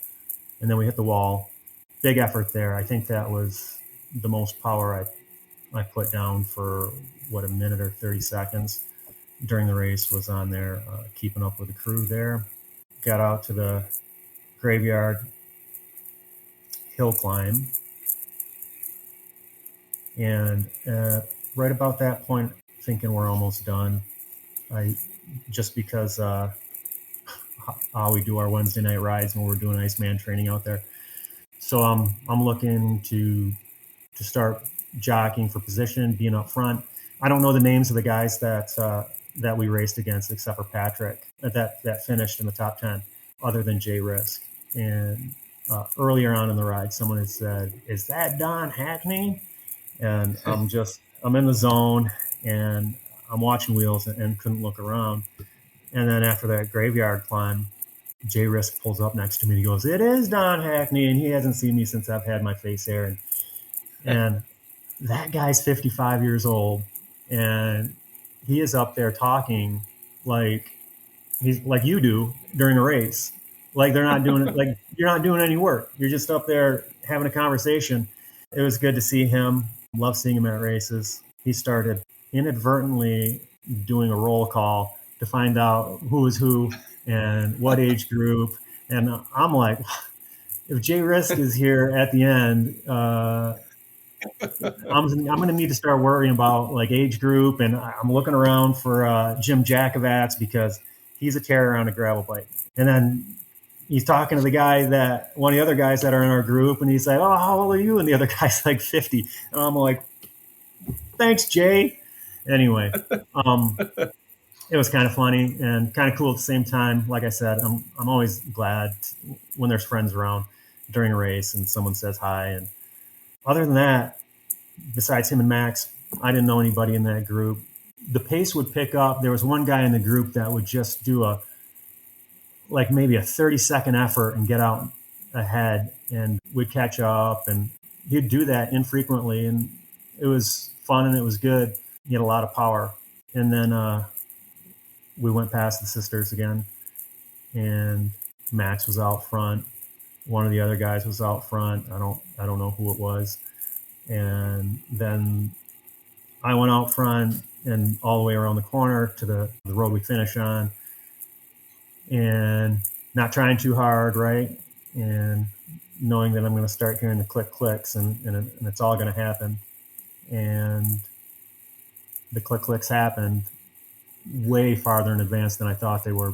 It was, to me, it was a long finish sprint. And if it's a sprint and it's long enough for me to make some gains in placement, then it's a long sprint. And that's exactly what happened. It was a long sprint, and somehow I was able to react. I was getting pinched off a little bit, trying to move up. No foul play there. Everybody's doing their maximum effort. I might have been able to get one other place, who knows, but very happy with my choice of tires and fork. I didn't race with mountain bike tires this time. It was Pathfinders, Specialized Pathfinders, and I felt really good about that. I didn't spin out. My Specialized Epic frame allows for a 42 tooth front ring, and I just thought it was great. I was maybe 105, between 105 and 110 at a sprint at the end of the race. Thought it was great. Got done with the race, and the race results were jacked. There was some guy finishing like 40 seconds ahead of everybody else, and I figured it would be corrected, but as it got closer to the awards, I went down and talked to Scotty Tincati and Matt Acker out at Scoring, and Matt's like, "Yeah, there was a guy that was like 30, 40 seconds up, and he hit the mats." And I'm like, "No one saw him. Like, where'd this guy come from?" And he's like, "Well, we've got the mats that say he crossed them, and we've got Strava that shows he was on the course." I'm like, "How does this even happen?" And went up for the awards, and I just said, "Hey, where were you?" And he just kind of shrugged his shoulders and said, "I got away on Sager." And what I felt in my soul, he said, was, "I put in an effort on Sager and you couldn't keep up. And so much so that you didn't even know that I was gone." And I go back and do the flybys, and I have no idea how he didn't see him. And good for him, because that was a brilliant move. I don't know how he stayed out of sight. Looking at, like, I can look at this and I can see him coming out of Sager just ahead of us, but I don't ever see a spot where he's so far out ahead that we wouldn't be able to see him on a downhill, or that graveyard hill climb. That's a long straight road, as well as the road after Sager and the road after that. There's hills there, but It was, you know what? It doesn't matter. I feel it's weird because we were all racing for the win when it had already been won. Right. But so my brain's like, you're telling me this, and my brain goes to like, I don't know if you've ever watched Lord of the Rings, but there's that Yeah. there's that cloak that Frodo puts over himself, or Samwise, where he can disappear and it you can't see him. Maybe he was wearing like a magic cloak and you guys couldn't see him up the road. Oh my gosh. Yeah. So I really wanted it to be an error because Max and I had ridden to the race together, and he was in the sprint finish as well. And had Patrick not been the winner, Max would have also gotten top 10, and we would have ridden home both top 10 at the Barry 36, which would have been great. And he still did great. He won his age group, and he finished with, I mean, he was right there in the mix, right? So we both had great races, and it was a great ride home. But I was just astounded. And like I said, I wasn't winning that race, not that day. And I tried my hardest, and I'll always try my hardest to win, but I wouldn't have won anyway. But just the sensation of somebody getting away and then not even knowing to put in that effort. Because, you know, a gravel race is not about putting all your effort into it. It's about doing the right things at the right times and then putting in your max effort when you need to. So it was. If you guys would have known that he was up the road, you guys would have talked and worked together and put in some great efforts to catch back up. Yep. There was somebody in our group that tried to organize a rotating pace line, but it fizzled out really fast because the front 5 guys aren't going to do a rotating pace line for everybody else. Right? Yeah. It's a good idea if you're on a team and you're in a break, but not with a big group. Yeah. I don't want to get stuck at the back of 30 guys in this rotating pace line. No. Well, actually, that would be kind of nice. Everybody working in front of you, and you're just kind of sitting behind a bus. Oh, man. So your bike, you used your mountain bike. You put skinnier tires on it and a carbon fork, and you left the straight bars on. Is that correct? That's right. Okay. Nice. And I don't have anything to compare that. I've never ridden a gravel bike. So, you know, I think a gravel bike typically might have different length cranks, and the geometry certainly is different. And the drop bars definitely get you more aero. I don't think in that 36-mile race that I was at a disadvantage because I didn't have drop bars or the geometry that a gravel bike has. I can't say either way. If that's how you feel, you're probably right. Yeah, maybe during the sprint would have been a different story, but there's no way I'm getting on a gravel bike without owning one and getting practice on it and doing a max effort with so many people around me on drop bars. I didn't feel good about that. Last question. What did you eat immediately and what did you drink immediately following the race? I immediately ate a banana just because it's easy to eat. And I immediately drank a Diet Coke Zero. Okay. I had it on ice. It's in my head during the race, especially, you know, it's not a long race. The 36 miles is not a long race. But in my head, I was way closer to the finish for a lot of the race than I actually was.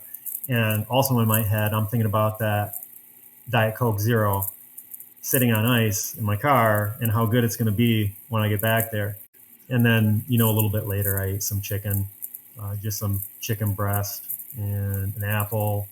And then we went to Yankee Bill's and I had some salmon and rice and some broccoli.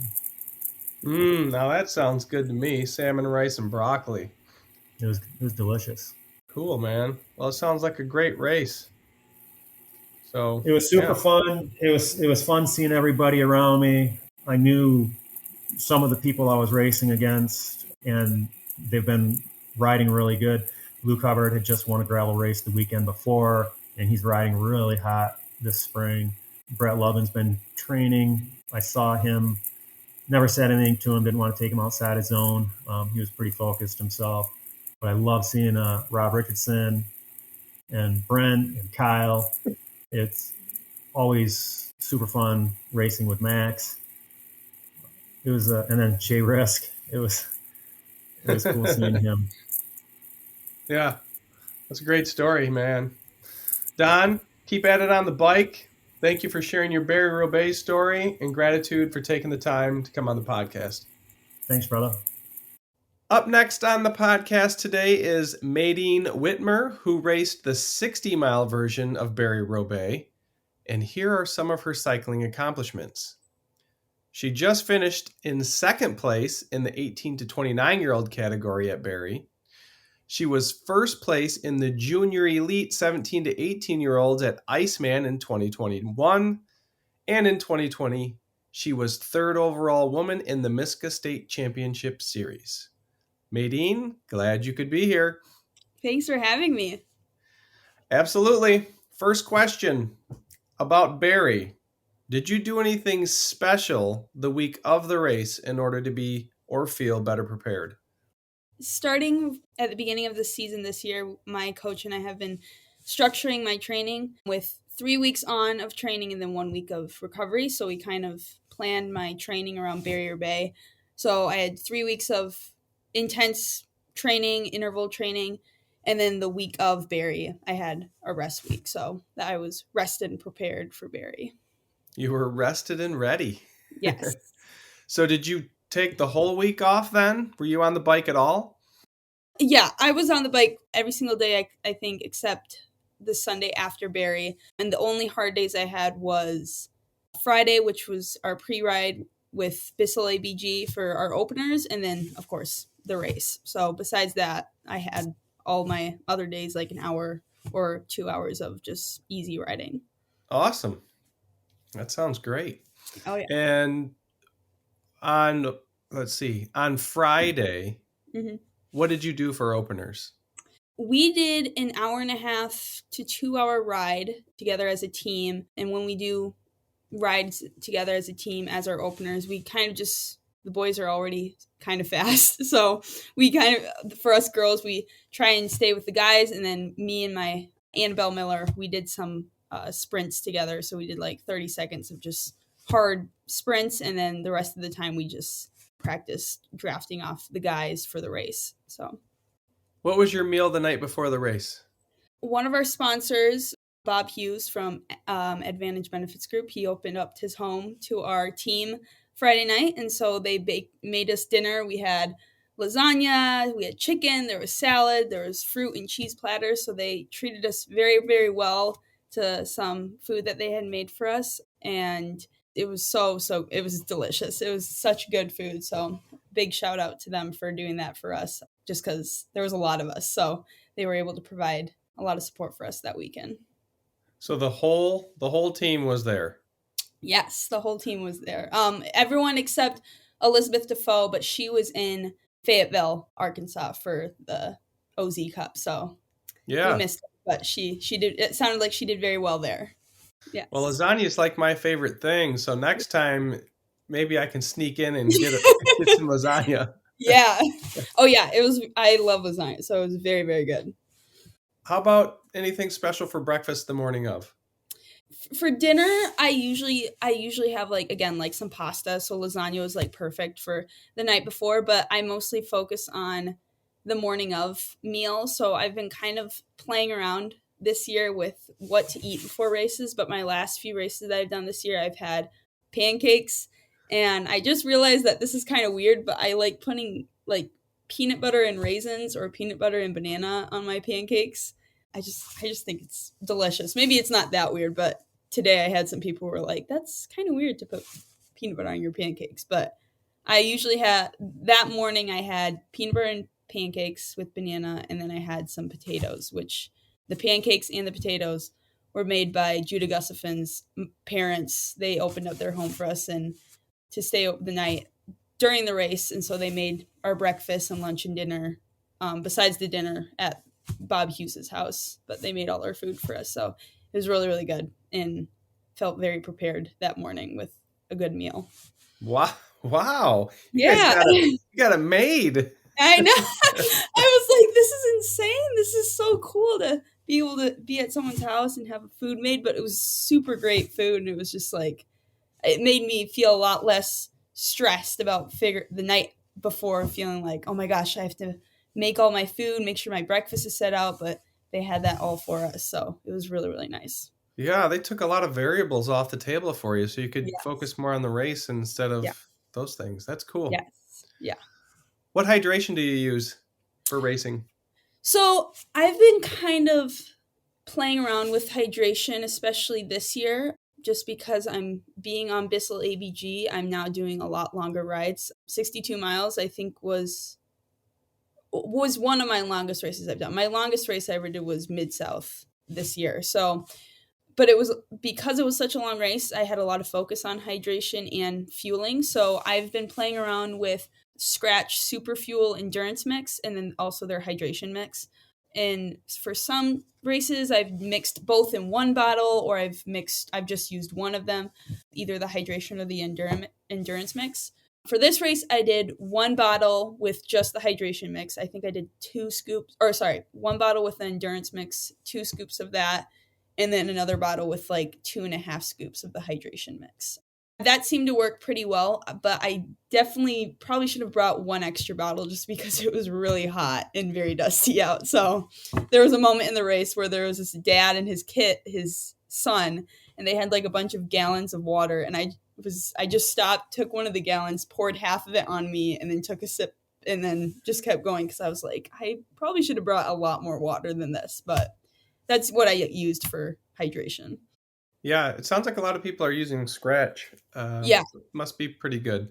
Yeah, Scratch, and then also I've heard Infinite is also another great brand that people like to use. So I know Infinite was at Barrie that past weekend. So I think they're there every year. Yeah. This was my first time, so it was cool to see all the sponsors that were there at Barrie and sporting. Nice. Did you use any other food or gels during the race?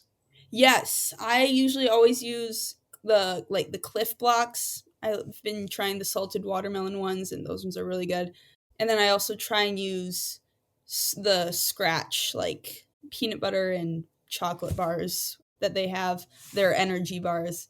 But it was just so dusty and it was so hot that just the thought of having like a melted bar, like warm bar, just sounded disgusting. So it was mostly water and blocks that I used, but I probably should have eaten at least one of my bars, but it was yeah. When you haven't raced in the heat, it makes it that much harder to even eat anything, first of all. And then I think if you would have done the 100, you would have realized that you were getting very sick of the taste of your Scratch. Oh my gosh. You probably just would have wanted water. Well, even with the 62 mile, by the time it got to like 5 miles left, I was just like, I don't even want to drink my Scratch anymore. I just need water. Yeah. And that's why I was almost in tears when I got to that dad and his son, because I was like, oh my gosh, I just need water so bad right now, and I can make it the last 10 miles. Right. Oh, how about now talk about your warm-up before the race, how long it was, and then how your race started? Yeah. My warm-up for these long gravel races, I don't do a lot just because you're out there for so long, so you don't want to leave all your performance out on your warm-up. So my warm-up was definitely very short. It was like 15 to 20 minutes. I did like 2 15-second sprints, and then if I'm not feeling great after those sprints, I'll do one more. But then if I'm still not feeling great, I'll just be like, okay, I'm done. That's all. I don't want to put everything out on the road. But I did 2 sprints, and then I think that was perfect for the beginning of the race because there were so many people that it was between a neutral and also fast start. So the people at the front sprinted out, but then everybody else behind just rolled behind them. So it wasn't until everybody was out of the start line that we actually started racing. It was more of just a neutral rollout. But I think that was the warm up that I did was perfect for that, just because I didn't do too much. It was mostly spinning and then 2 sprints to really warm up my legs. So okay, How about maybe paint a picture of the rest of the race now, all the way to the finish line? Yeah. So a lot happened. I mean, well, not like dramatic things, but the start of the race, it was pretty neutral start. It was just like a rollout, and then once we got to the gravel, I got on a lead. Me and Annabelle Miller tried to get on some draft group. So, and we tried to stay together, and then I think like 10 miles in, we kind of got separated. So we were both like in our own different packs. So we were racing with people around me basically the entire race. But I was feeling really good. I got from the start line, I was already thinking, okay, this is going to be a good race and this is going to be a strong race. So I was told I was being aided the night before by David and Judah, and then also Maria, my 3 teammates on Bissell ABG, that the first 30 minutes to 60 minutes is supposed to be really hard just because you want to get to that leading group. So I was like, okay, I'm going to go super hard, trying to go super hard first 30 minutes to an hour. I ended up going super hard for the first 30 to 45 miles, and I got to 30 miles and I was just like, oh my gosh, I feel like I went a little too hard. And that might have been the case, but I also felt like I got myself to a place in the race where I was like, okay, I can hang on. Like, even though I'm in pain, even though I'm uncomfortable, I'm pushing pretty hard and I'm giving it my all and not just like, letting people pass me by. So I was trying to I stayed like on the back of a lot of draft groups. So I would get dropped, but then I would get picked up from another group, and then we would pass the group that I got dropped. And then I would get dropped from that group and then picked up from another group and pass. So it was kind of like, I don't know how to describe it, but it was kind of weird. 'Cause at Dirty 30 that I did a few weeks ago, I was just with one group the entire time. Yep. And then this race, I was like with a bunch of different groups. And it was all going great. It was all going fine. And I was with a great draft group. And then we got to, I think it was Shaw Road or Sager. Is that what it is? Sager's the sandy off-road type one. Then it was Sager. So we got to Sager Road. And that's where it got really like, people got really split up. Our group kind of got split up, but there was also a ton of people there.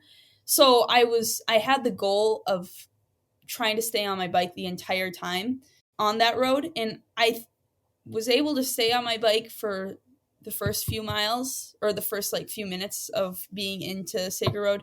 But there was just so many people that you kind of had to get off your bike. And then there was people who were crashing in front of you, and there was people who were not getting out of the way as well. So I had to walk for like, I think like a third or a fourth or a half a mile or something. So it was pretty early in the race. I think it was like 16 and a half miles into the race. So after we got through that, it was pretty smooth rolling after that. I mean, to say the least, but I was still pushing pretty hard, but I think it was that section that really drained me of a lot of energy just because you were walking a lot of it. And then again, people were falling in front of you. I feel bad because one of my teammates, Richard Carson, he had someone who crashed in front of him and he got crashed out of the race. And I felt so bad because again, there was just so many people and it was hard to focus because you were first trying to put on this hard effort and then you were also trying to focus on trying to race. So I felt really bad for him, but he pushed through and even though he didn't finish, he just had a great mindset after the race, just like, it happened. And that's just what gravel racing is, which I think is one of my favorite parts of gravel racing, is that even though it's a long race, so many things can happen during the race that are unexpected. So then after the first 45 miles, the group kind of started to split a little bit. Like you had the fast people who hadn't been pushing super hard that were now up front. And then the people who were kind of had pushed super hard now were backed, and I was kind of like in the middle of those two groups. So I was still catching people, but there was people who were still passing me. And that's when it got really hard.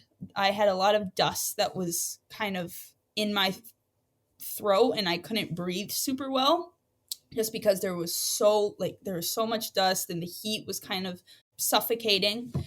And so last year I would probably have given up and just like not want to race anymore, or I would have just been like, okay, we're just going to take this easy the last 10 miles. But this past season, I read this book called Do Hard Things by Steve Magnus, and he talked a lot about self-talk and just tips for racing when you're in that hard situation of racing. And one of the things is that he says to like do things that are kind of like mental rotation. So breathing and drinking and relaxing and then spinning, and then breathing and drinking, relaxing and spinning, and just repeating that. So last 10 miles, I did that.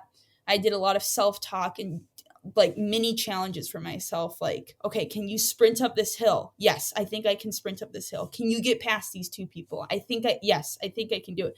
And I just kept giving myself these challenges and I kept completing them. So by the time I got to the finish line, I was completely and mentally and physically drained, but I had given 110% of myself to that race, and it felt good to compare my rate. I didn't do Barry last year, but a lot of my races last year, I would have gotten to that point and just been like, all right, time to give up.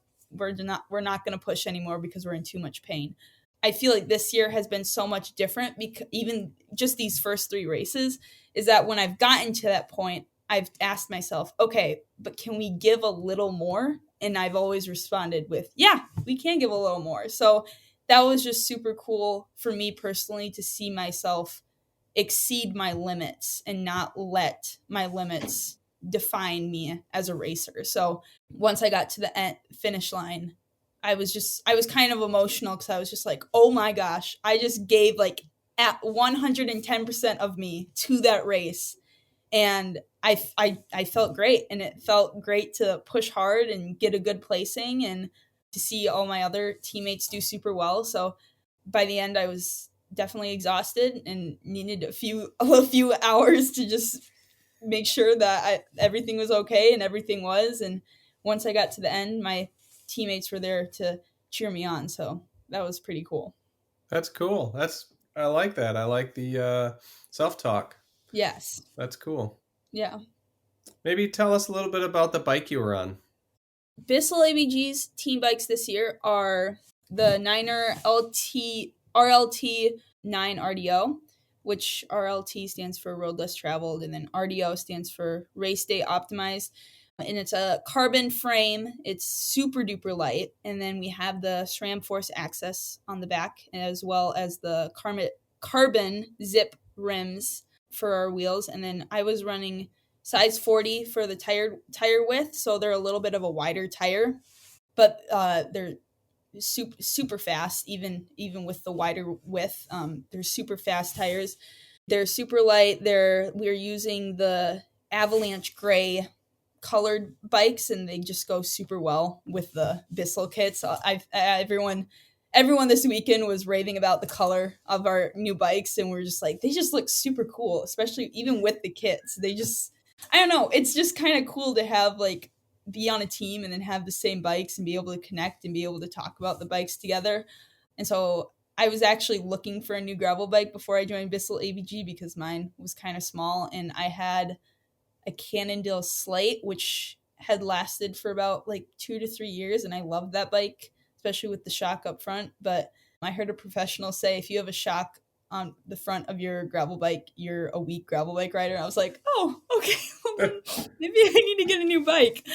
But no, I loved my Cannondale Slate, but it was just getting kind of small. So then when I heard that we were getting team bikes, I was just like, thank goodness, because gravel bikes are getting a little expensive just because cycling is getting a little more popular now. So I ride that bike like everywhere. I think I ride that bike more on the road than I do my road bike or my mountain bike, just because it's super light and you can go so far on it. And then you're still able to go like on the dirt roads and have your own adventures on that. So that bike it's one of my favorite bikes right now. Well, that's really cool. Sounds like Yeah. Bissell's doing a good job with you guys. Yeah.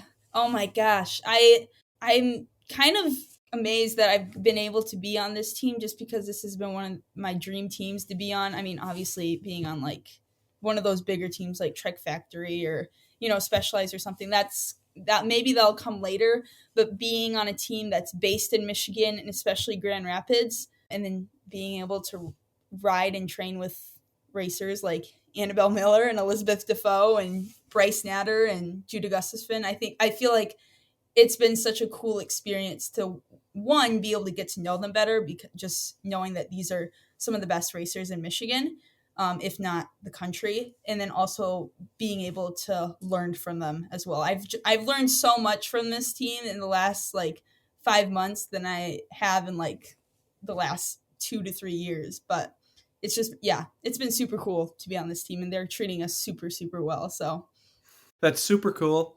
yes. So last question, what did you eat and or drink immediately following the race? I drank a lot of water after the race. I think I drank 1 to 2 bottles within the 45 minutes of finishing. It was hot, even though it was like 70, 80 degrees out, like 60, I think, in the morning, which isn't terrible. Just being shocked from 50-degree weather to 70, 80-degree weather, my body was just, it was like, it was just weird. And I just was a super weird feeling. And I had never felt like that in need of water in my life. So after the race, I drank like 2 bottles of water, and then I drank like 3 sips of Coca-Cola, which for some reason tasted super great, and my body responded well to that. But it's so weird. After races, I know I should, but I'm not super hungry like after my races either. So I didn't eat a ton after my race, but within like 30 to 60 minutes of my race, Annabelle's mom brought me and Annabelle like these delicious burritos. And once I took a bite of it, I realized how hungry I was.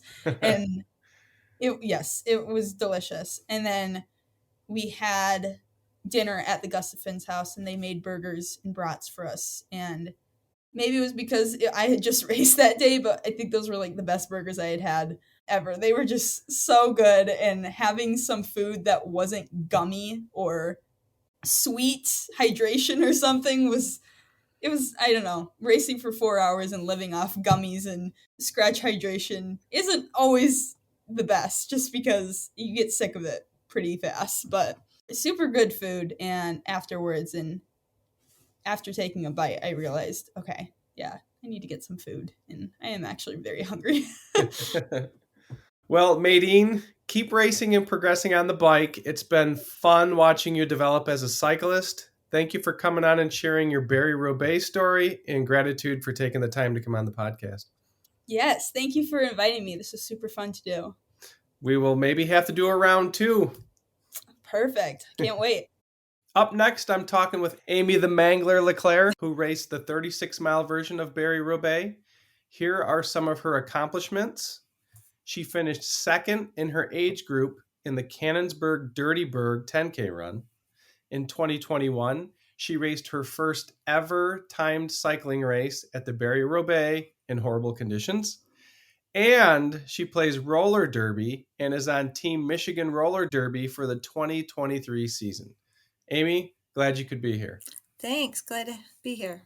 First question, wondering if you did anything special the week of the race in order to feel better prepared. I went for a nice easy ride with my husband on Monday before the race. He actually did the 100, so he wanted to get some time on his bike too. So we just did a shorter route, not so many hills. And then roller derby practice, took it a little light on the last practice beforehand, so that was Wednesday night. And then I did some yoga on Thursday.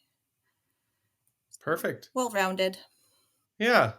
So that's about 3-ish days of stuff before the race? Yeah. A ride, some derby, and some yoga? Yeah, so Thursday, Friday, I didn't do anything with my legs per se, like working out or anything. More so just got supplies ready, kind of, made sure the bike was all good, looped up the chain, all that. So went through that. Pre-race checklist. Exactly, which since I'm new to the sport, my husband has helped me along the way of what I need to do or what I should take a look at kind of thing. So That's awesome. Coach Husband's always there. Yep.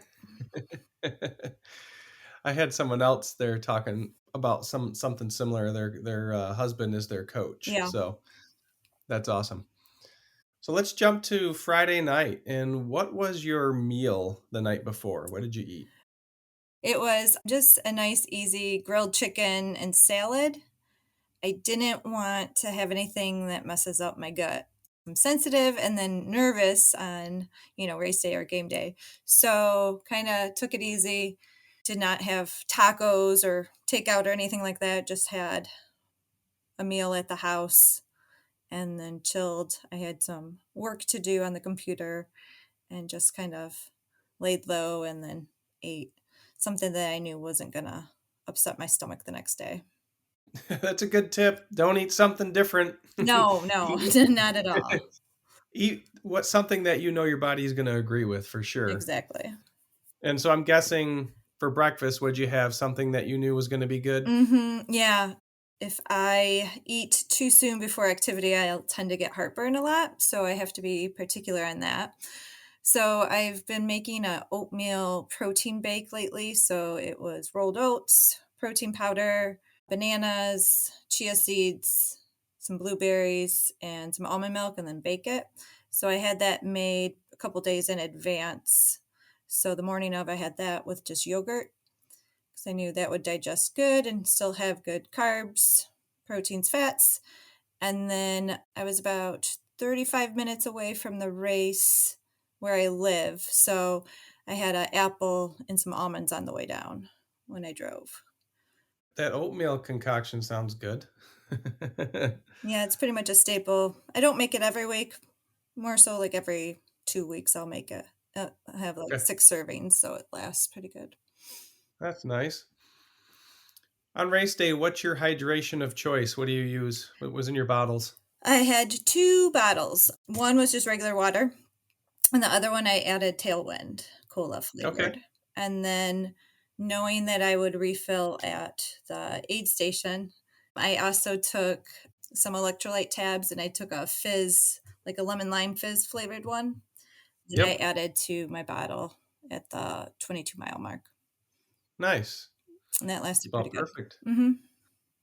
Tailwind works good for you? Yeah, I like it. Again, husband Adam, he uses it a lot when he does his ultra running or biking. So I've been testing out some of the flavors they offer. And what's your favorite right now? Right now I like the cola. Oh, you do? I do, yeah. I'm not a fan of some of the other flavors, but right now I like the cola. So it's a little nice change of pace because usually I'll do a grape electrolyte fizz, so it offsets that. That's what the new Tailwind flavor is, grape. If you haven't tried it. No, I have not. Yeah, that's what I showed you. This is their limited edition grape flavor. Oh, nice. And it's pretty good. So hopefully they don't just limited edition it. They bring it out because I really like it. I usually like grape or orange flavored things. So okay. So if your husband's going to order more Tailwind, tell him to pick up a 4-pack of that if they still have it. Okay. They're just the single servings, right? But yeah, then you can try it out. Who knows? Maybe I just need to open my eyes and look through his stash of stuff. Maybe he even has it. Who knows? Right. Good call. How about now talk about your warm-up before the race, how long that was, and maybe about the start of the race, how that went. I'm laughing because there was no warm-up. It took so long for me to find parking. And I thought I left in enough time because last year I got there early and this time I didn't have to get there as early and thought it would be fine. But I think more people came out because the weather was so nice. So at any rate, it took me a while to find parking. So by the time I got parked, got my bike out, got dressed, headed towards the start line where my friend Stephanie was, where I was racing with her, and tried to find a bathroom on the way, but all the lines were way too long that I was like, well, here we go. So I got to the start, found her, and it was like within 5 minutes we had to go. So I had no time. So non-traditional warm up there. Yeah. But that's kind of a common theme, I think, for a lot of people that either like last year, like you said, I think a lot of people didn't go. I was one of them. I had done enough crappy races and I didn't want to do another one in the weather before that. And so what you get is nice weather and everybody shows up, and there's parking gets very limited when everyone shows up to that race because it's huge. Yeah. So I thought I would have a good, 10, 15 minutes. I saw so many people warming up as I was looking for parking that were like in my same race category, yeah. seeing their numbers on their bikes and stuff. And I was like, oh, well, they're warming up, but oh, well, it worked To out. the start line we go. Mhm. How about paint a picture of the rest of the race all the way to the finish line? How'd it go? Oh, this one, I thought this race went much better than last year. So last year I did 18 miles, and this year I did the 36, but the weather I liked so much better. Felt great for that. So pretty much my goal this time was to not have to get off the bike and walk up a hill. Last year, on the Three Sisters, the first main climb or set of 3 climbs right there, I didn't make it up the third hill, and I was like taken back by that because I was like, oh, I've done hills before, but so this year I was determined. Okay, I'm gonna do all the climbs, not have to get off the bike. And so we started off, and of course there was like, all the people in town cheering you on, which is awesome. Got up all 3 hills, didn't have to get off the bike, so I was super stoked on that. And I was like, okay, it's going to be a good race. And then we started going and met someone from Milwaukee. Her name is Berta, and she asked if she could ride with us. So met a new friend on the race, which was great. Went through some areas. My friend Stephanie that I was with, unfortunately, her chain popped, so we had to take a little break, fix that, and then get going again. I thought I was feeling pretty good with everything until we hit, what is it, Saga Road? Is that Yeah. what it's called? So I was not prepared for going on a 2-track, basically, with so many people trying to funnel in that narrow way. So staying to the right because I'm a slower pace and determined not to biff and fall down. Unfortunately, the person in front of me bit it, and so I had to jump off the bike so I didn't hit them. Got back on, met Stephanie at the top of one hill. She was waiting for me. And funny thing is, she was like, okay, she's done this part before. She's been at the race many times. She was like, don't clip in when you go down here because it's so sandy. You don't want to get stuck and then fall. I'm like, okay, yep, no problem. Not planning on it.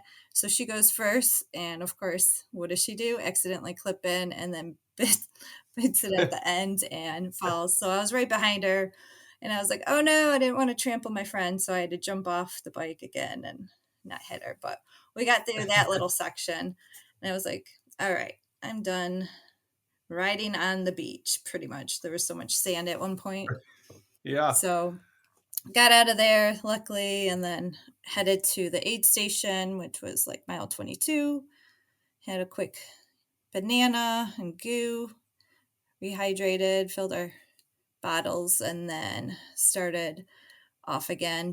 One thing that was super cool is that with the nice weather, there were so many people out, like all the locals. So we came up on a part where they were just barbecuing, and they had couches out, and they had beers or waters if you want it. And we were like, well, why not? We're just enjoying life right now. So all 3 of us jumped off our bikes and cracked a beer with these people at their house and hung out on their couch for a couple minutes, chugged a beer, said thanks, rooting everyone on that passed us, and then started off again just in time to hit what was called the wall. Yeah. So right at that house, they were like, good luck. And we're like, awesome. We just chugged beer and now we got to climb this. So that was fun. Again, I was determined to get up, climb the whole thing on the bike, which I did. I managed and didn't have to walk at all. So that was great.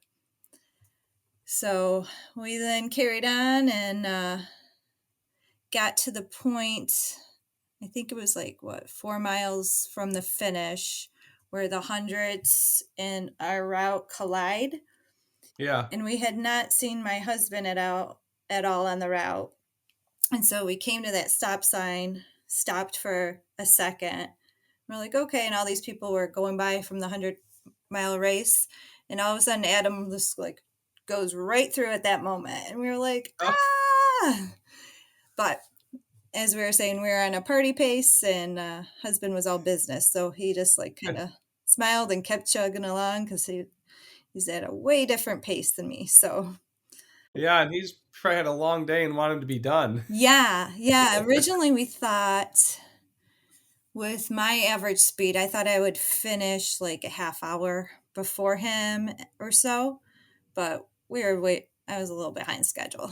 Plus, we had multiple stops too, so it was good though. We finished strong, all three of us together and smiling. So my friend Stephanie and Berta that we met, and then finished all the way where we had a couple of friends waiting for us at the finish line. Nice. Yeah. Sounds like a good day on the bike. Yeah. I think I heard the beer people. I wish I remembered the stat, but they had handed out like a ton of waters and a ton of beers, and I saw the stat, but I can't remember how many beers they actually handed out. I think it was like over 200 or so beers. I think Yeah. Forgot what the guy said, but they had so many. And Yeah. they also said they were not out there the year before because of the weather. Yeah. I was like, Nice. why aren't people stopping? And he's like, well, some people just keep going. I was like, oh yeah, those serious people. Yeah. Like, we're having a good time today, so we stopped. Why not? How about you talk a little bit about the bike you rode? What kind of bike is it? And I have a Salsa Journeyman. So gravel bike. I got that in 2020. So been riding that the last couple years, right when I got into trying to learn about biking more. So nice. Yeah. And you like it? I do. Tried out a couple other ones, but this is the one I liked. So I bought. Perfect. Yeah. So besides the 18 last year, in 2021, I did my first ever cycling event was the Delmac, and I did the 3-day event. So 65 miles one day, 58, then 40 for the third day. That's nice. The extent of my experience, but this bike, I think, has worked out very well for all those that I've tried to do. Yeah. Sounds like it. You can do multiple different disciplines on that bike. Yeah. I like it. Last question. What did you eat or drink immediately after the race? Of course, hung out at the beer tent and got some food. I think all of us that I was with hit up the barbecue food truck that was there. So I had some Founders IPAs, had some barbecue. And then you're good to go. Yeah. Nice. Yeah. You got a roller derby competition coming up? I do. Actually, our first home game for the Grand Rapids team is April 29th. Cool. So not this weekend, but next weekend. So if people are into the roller derby, they can go check that out. Yeah. We you can go. It's called Grand Raggedy Roller Derby here in Grand Rapids, and our April 29th game is going to be at MSA Woodland. Cool. So very cool. Lots of former roller derby players move on to cycling. Interesting. So, like Jill Martindale.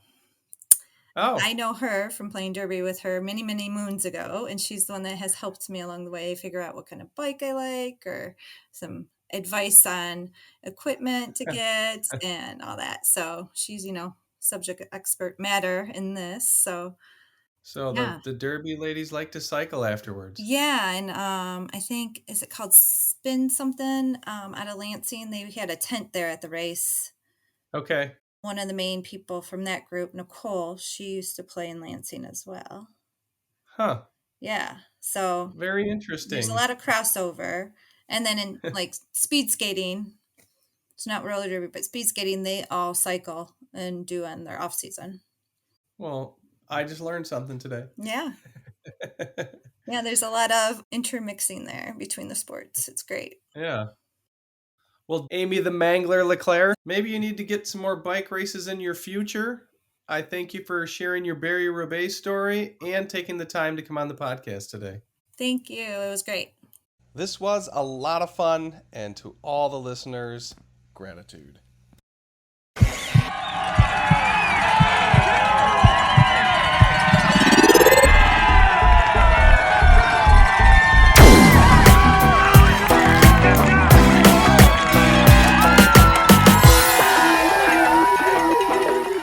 You have just listened to Unpacking the Athlete.